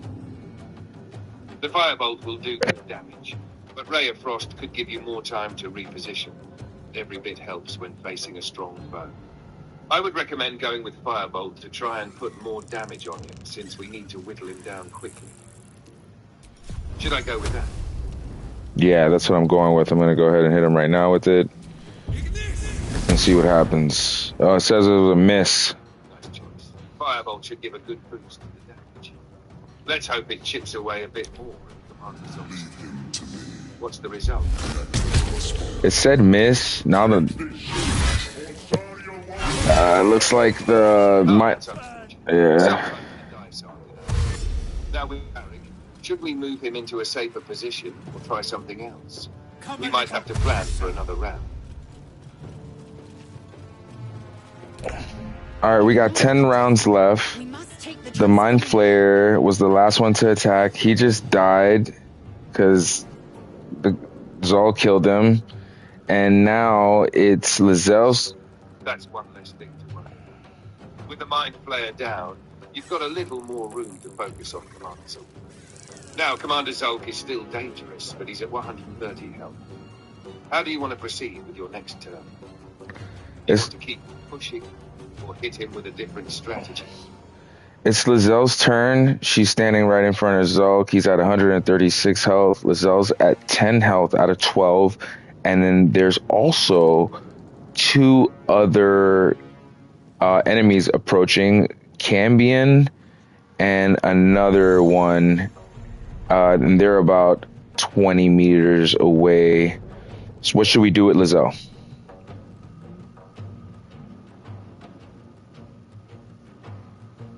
Given that Lizelle's so close to Zulk, you can make the most of her position.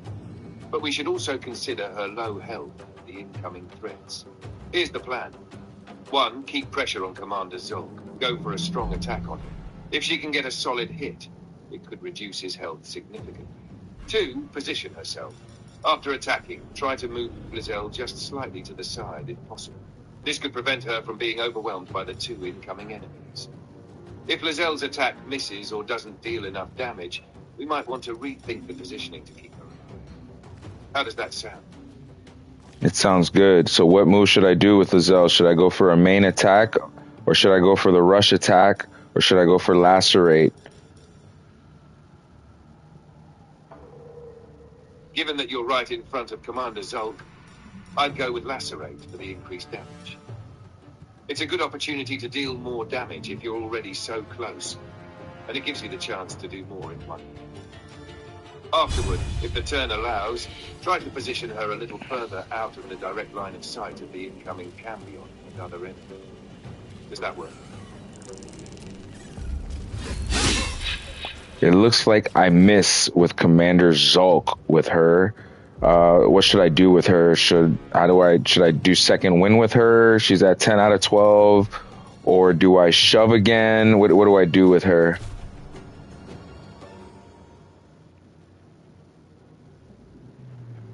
If Commander Zulk is still the main threat, I'd suggest second wind to heal Lizelle a bit, especially since she's so close to him.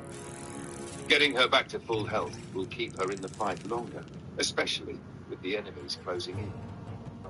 After healing, I'd recommend getting another shove attempt in if possible. The goal is to keep him off balance and away from your squishy teammates. Does that sound good to you? So my health is 10 out of 12. I don't know if I should really use my second wind right away right now with two enemies approaching. And also, I could shove him right now, but I only have one action to use. I don't have two actions that I can use. So it's either one or the other. And I'm thinking I should probably shove him. What do you think we should do?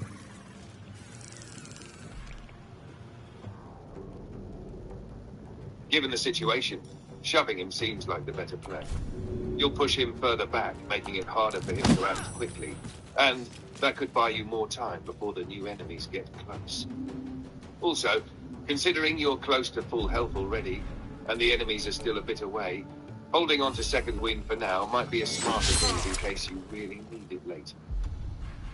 Go for the shove and see if you can keep him off balance.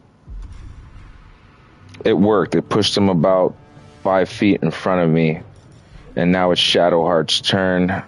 What should I do with her? Sacred Flame, Guidance, Firebolt, Blessing of a Trickster, or main attack hand? What should I do?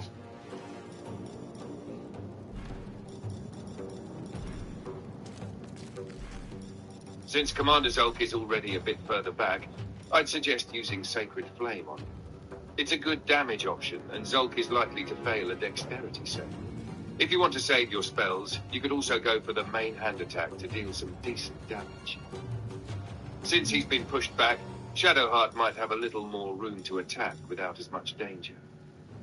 Either way, using Sacred Flame would be a solid way to hit him from a safe distance.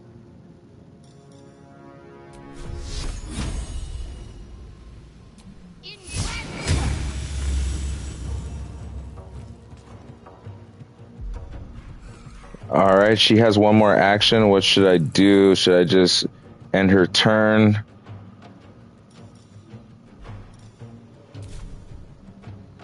If you've already used an action and don't have a good follow-up option, ending her turn. Sometimes the only way out is through.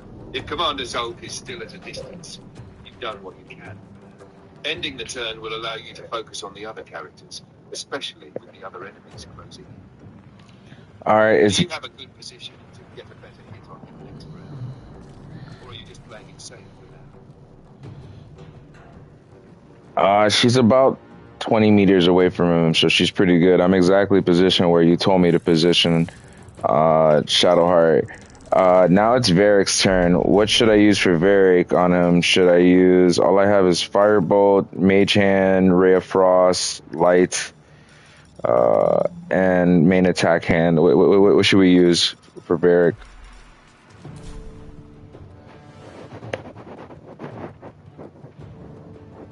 Since you're so close, I'd use the Firebolt to deal some ranged damage. It's a solid option, and since Commander Zulk doesn't have any major resistances, you should be able to hit him. Firebolt also doesn't require a spell slot, so it's ideal for situations like this. You can use Ray of Frost if you want to slow him down, but if you want to maximize damage, stick with Firebolt. What do you think? I don't know. It's up to you. Should we slow him down, or should we use Firebolt?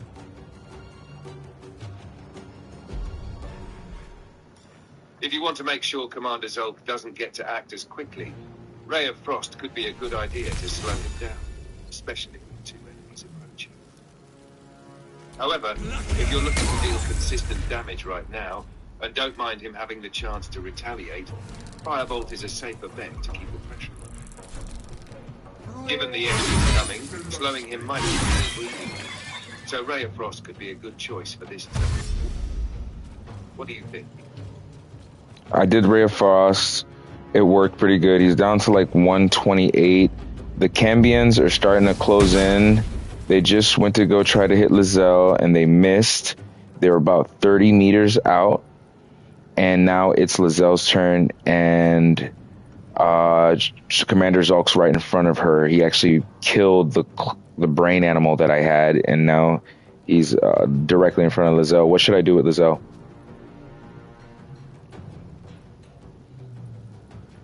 With Commander Zulk right in front of Lae'zel, you need to be cautious. Since the Cambions are closing in, it might be a good idea to keep Commander Zulk away from Lae'zel so pushing him again or even trying to get some distance might help. You could also try Lacerate if you think dealing damage is worth the risk. Otherwise, if Lae'zel is at risk of going down, you could use Second Wind to heal a bit, especially since it gives her a bit of breathing. What do you think? Would you rather push him again, heal, or try for some damage? Lacerate is not available. And it looks like Rush Attack is available. It might be able to knock him off balance, I'm hoping. Or we can main attack. What do you think we should do?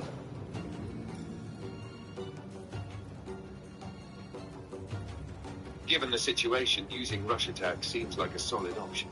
It could help knock Commander Zulk off balance, and at the very least, it'll give you some space if it's successful. It might also lower his defense, making it easier to land future hits on him. Main attack could deal damage, but the Rush Attack seems more strategic right now, especially with the Cambions getting closer. What do you think?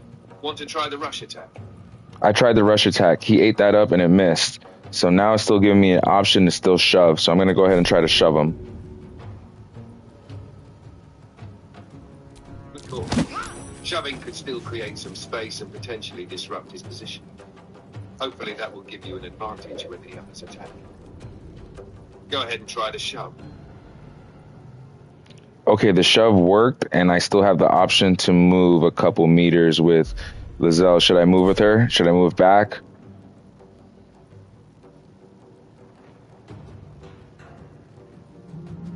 Since Lae'zel's in the front line, it might be a good idea to move her back a bit to avoid getting overwhelmed, especially with those Cambions closing in. You could put some distance between her and Commander Zulk, while keeping her in range for future attacks.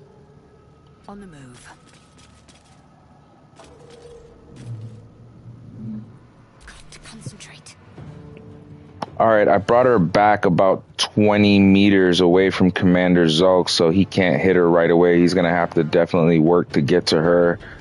And she's a lot further away from the Cambions. Now it's Shadowheart's turn, and it's her move. What should I do with her? We've got 9 turns remaining before the transponder and the Nautiloid crashes.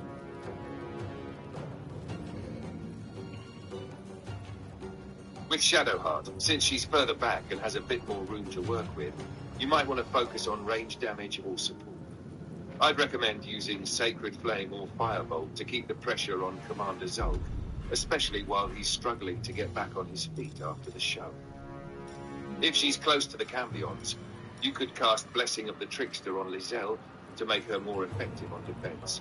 But with Zulk in the picture, your priority should be dealing damage or keeping your frontliners safe. So what move should I use on Commander Zulk?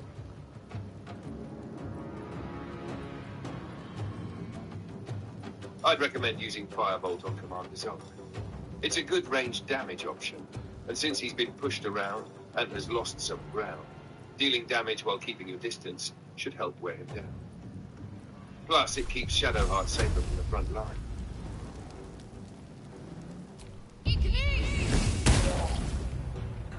It worked. Commander Zulk is down to 125 out of 195. Shadowhawk has another action. Looks like I can't do anything, so I'm just going to end the turn here. That sounds like a solid plan. Ending the turn keeps you ready for the next round, while staying out of danger. Let's keep up the momentum. Alright, it's Varric's turn. What should I do with Varric? What spell should I cast out? He has Light, he has Ray of Frost, Mage Hand, Firebolt.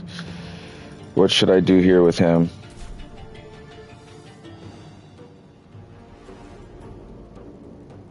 Since Commander Zulk is still standing strong, and you've already slowed him down with Ray of Frost, I'd say use Firebolt for fun.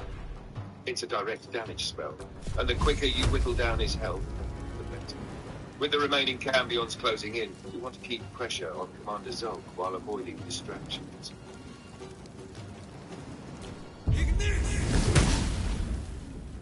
God, it missed.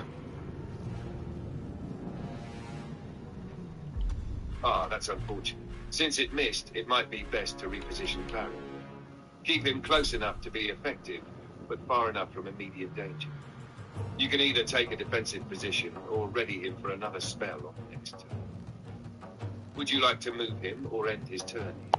I think I'm going to move him onto the stairs behind Lae'zel, because those guys are moving in closer. So just start slowly moving our way back a little bit. Can't slow down. That sounds like a smart move. Positioning him for a strategic retreat while staying in range of spells will keep him safe. Once you're in position, you'll be set up to deal with the incoming enemies. Shall we move him now, or end his turn here to save some movement for the next round? Oh my god. He actually killed Lae'zel. He did a fly move and came straight to Lae'zel and chopped her down with 2 hits. What do I do? I revive her, and do we try to make a grand escape off the Nautilus, or what do we do here? Because the Cambioids also are attacking. One of them missed a shot on Shadowheart. She's at full health, but the other one hit Varric, and he's at 7 out of 9. And now it's Shadowheart's turn. What do I do? Do I get Shadowheart to make a run for it to the Nautilus machine, or what?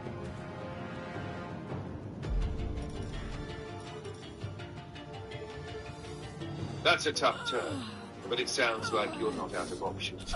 Here's what we can do. With Shadowheart, if you're planning to retreat, she can try to use Blessing of a Trickster for advantage on a critical escape, and then run toward the transponder to make a play for escape. If she can make it to safety, you can revive Lae'zel with a healing spell later when it's safe.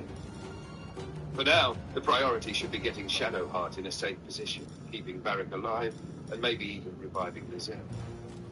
If the Cambions are too much of a threat, it might be worth using the environment to your advantage for cover, or just taking them down if possible. Do you think it's worth it to try healing Varric with Shadowheart, or getting Lae'zel back up right now? With Blessing of a Trickster, who do I cast it on?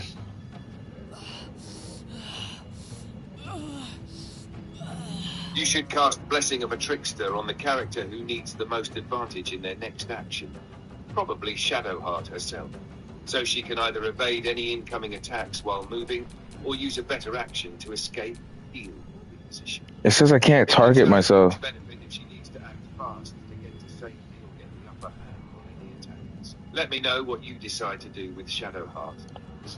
It says that you can't you can't target yourself, so I can't use the Trickster move on myself. Should I just dash straight to the retreating, to the machine, to the console? Should I dash there, or what do I do? In that case, I'd recommend using Blessing of a Trickster on Varric or Lae'zel, whoever is closer to Commander Silver or the Cambions, and would benefit most from having advantage on their next stealth. If you're looking for a quick escape, you could also dash with Shadowheart towards the Nautiloid machine to get her further away. The Blessing could help your allies with their moves once they're clear of immediate. I need to get to that transponder. If you can get Varric or Lae'zel into a better position to deal damage or avoid attacks, that would make it easier for you to work towards escaping or finishing. Alright, I made it to the transponder. Should I hit the transponder, or do I revive Lae'zel first?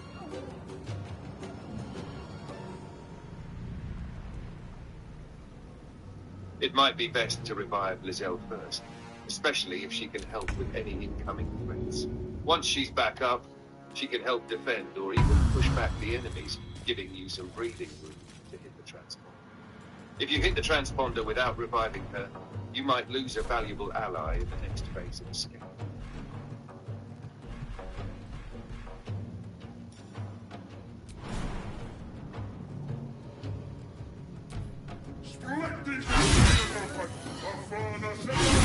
Oh my god, he killed both of us now. Oh my god, it's horrible. That's tough. It sounds like things got out of hand fast, but you've been doing a great job strategizing. If you can reload or reload from an earlier save point, you can try the escape with some new positioning as well. If you want, we can go over strategies to ensure you survive this next round with better preparation. Oh yeah, I'm reloading. I'm reloading to the part to where I was about to kill Berg, but I didn't.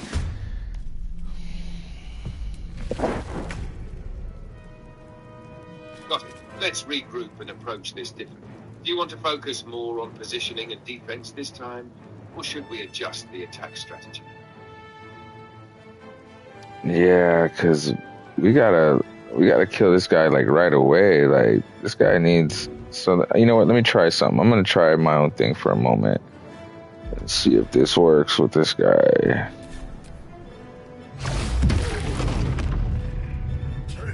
Go ahead and try your strategy. Let me know how it goes, and if you need any backup or adjustments, just give me a shout.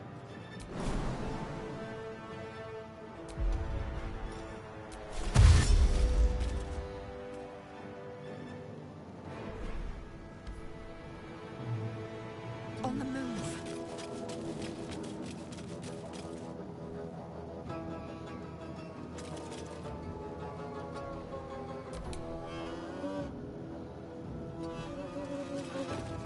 Can't give up.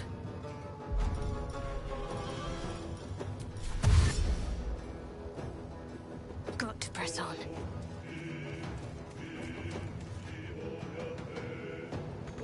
Still on my feet. Don't waste a step.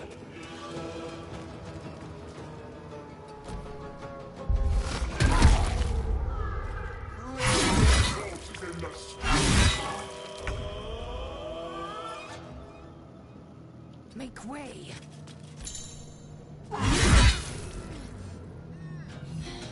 Oh shit! She died because I was in this. Oh my god. It sounds like things took a turn. If Yeah, you're I'm gonna going have to. the earlier point, maybe we could rethink. You heard me. How about we strategize again to avoid those tough spots? Yeah. One moment. You're right. Great. Let's reset and plan this out carefully. We've got Commander Zulk and the Mind Flayer on our hands, along with the Cambions. First, we'll need to position Lizelle and Shadowheart to stay safe, while Varric and Brain can provide support. I think we should focus on pushing Zulk off balance and attacking from distance, while keeping everyone's health topped off. How do you feel about going in with this strategy? Zoning Zulk out first, then dealing with the Cambions as they close in? That's what I'm doing right now.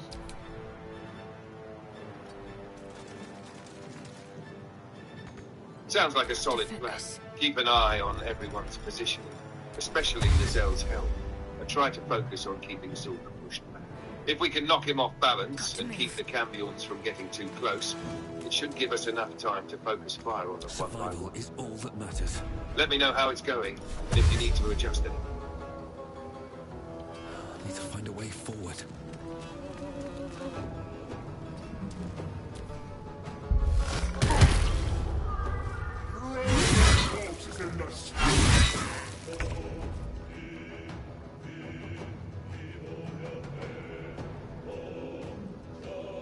On the move.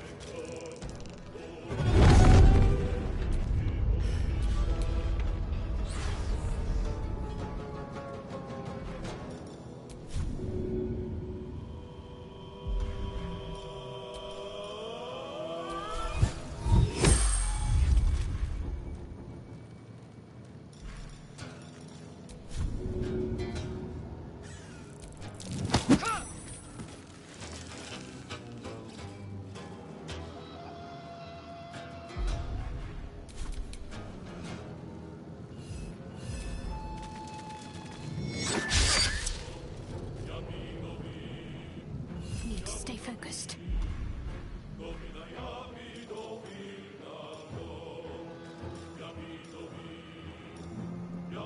Is Sacred Flame a cantrip? Yes, Sacred Flame is a cantrip. It deals radiant damage and doesn't require a spell slot, so you can cast it as many times as you need. It's a good option if you need a ranged attack that doesn't use up resources. Never a dull moment.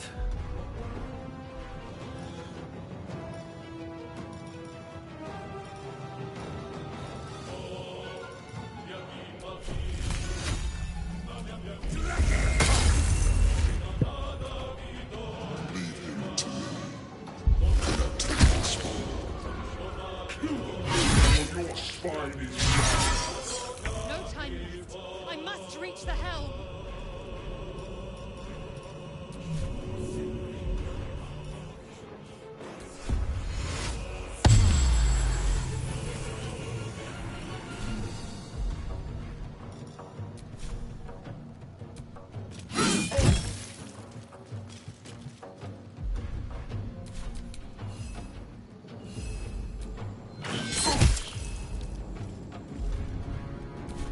Talk to me.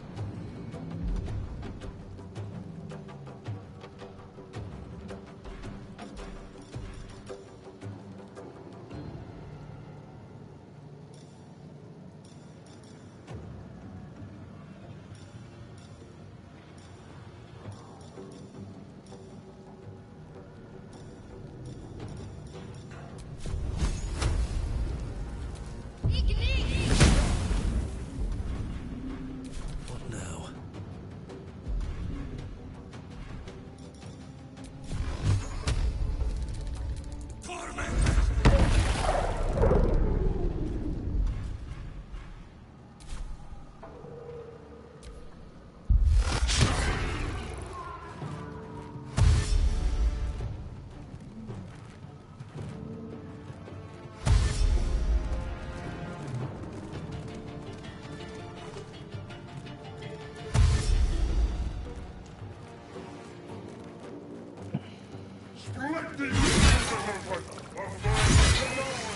Shit.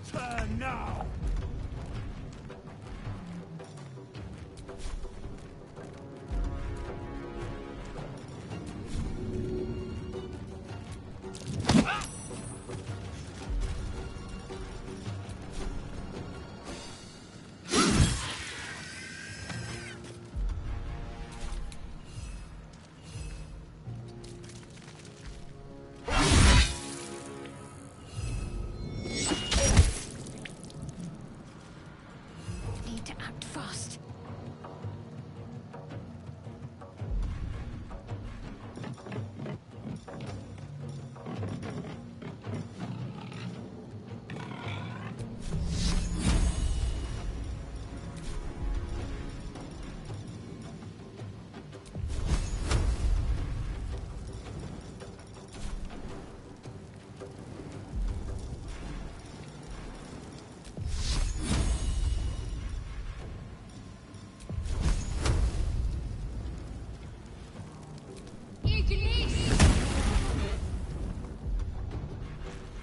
Where do I go from here?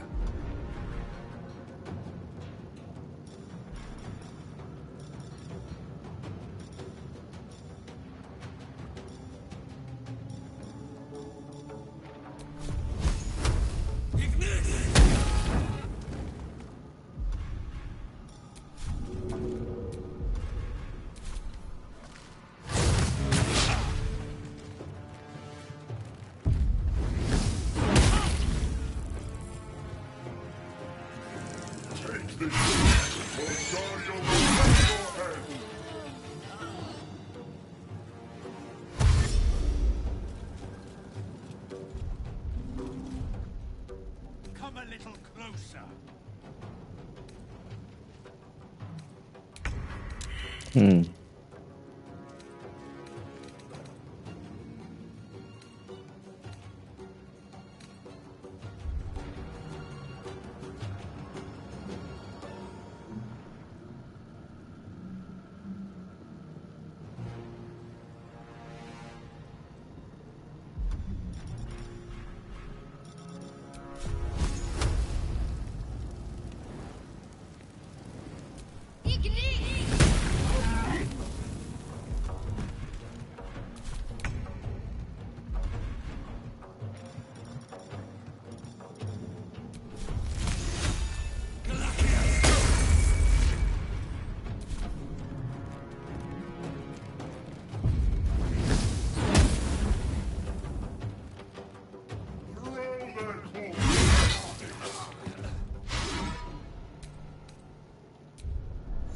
I didn't make it. I died. I think I'm just gonna leave this guy alone and get off the ship. Because I need stronger spells. It sounds like things are getting pretty tough. hard to solve. If you're feeling overwhelmed, escaping might be the best option to regroup and come back stronger later. Sometimes a tactical retreat is better than risking a total wipe. If you're ready to bail, you can always reload later and try again.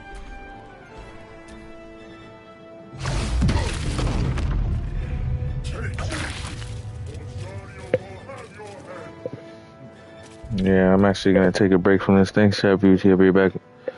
I need to stream. Freaking tired, man. It was a long stream.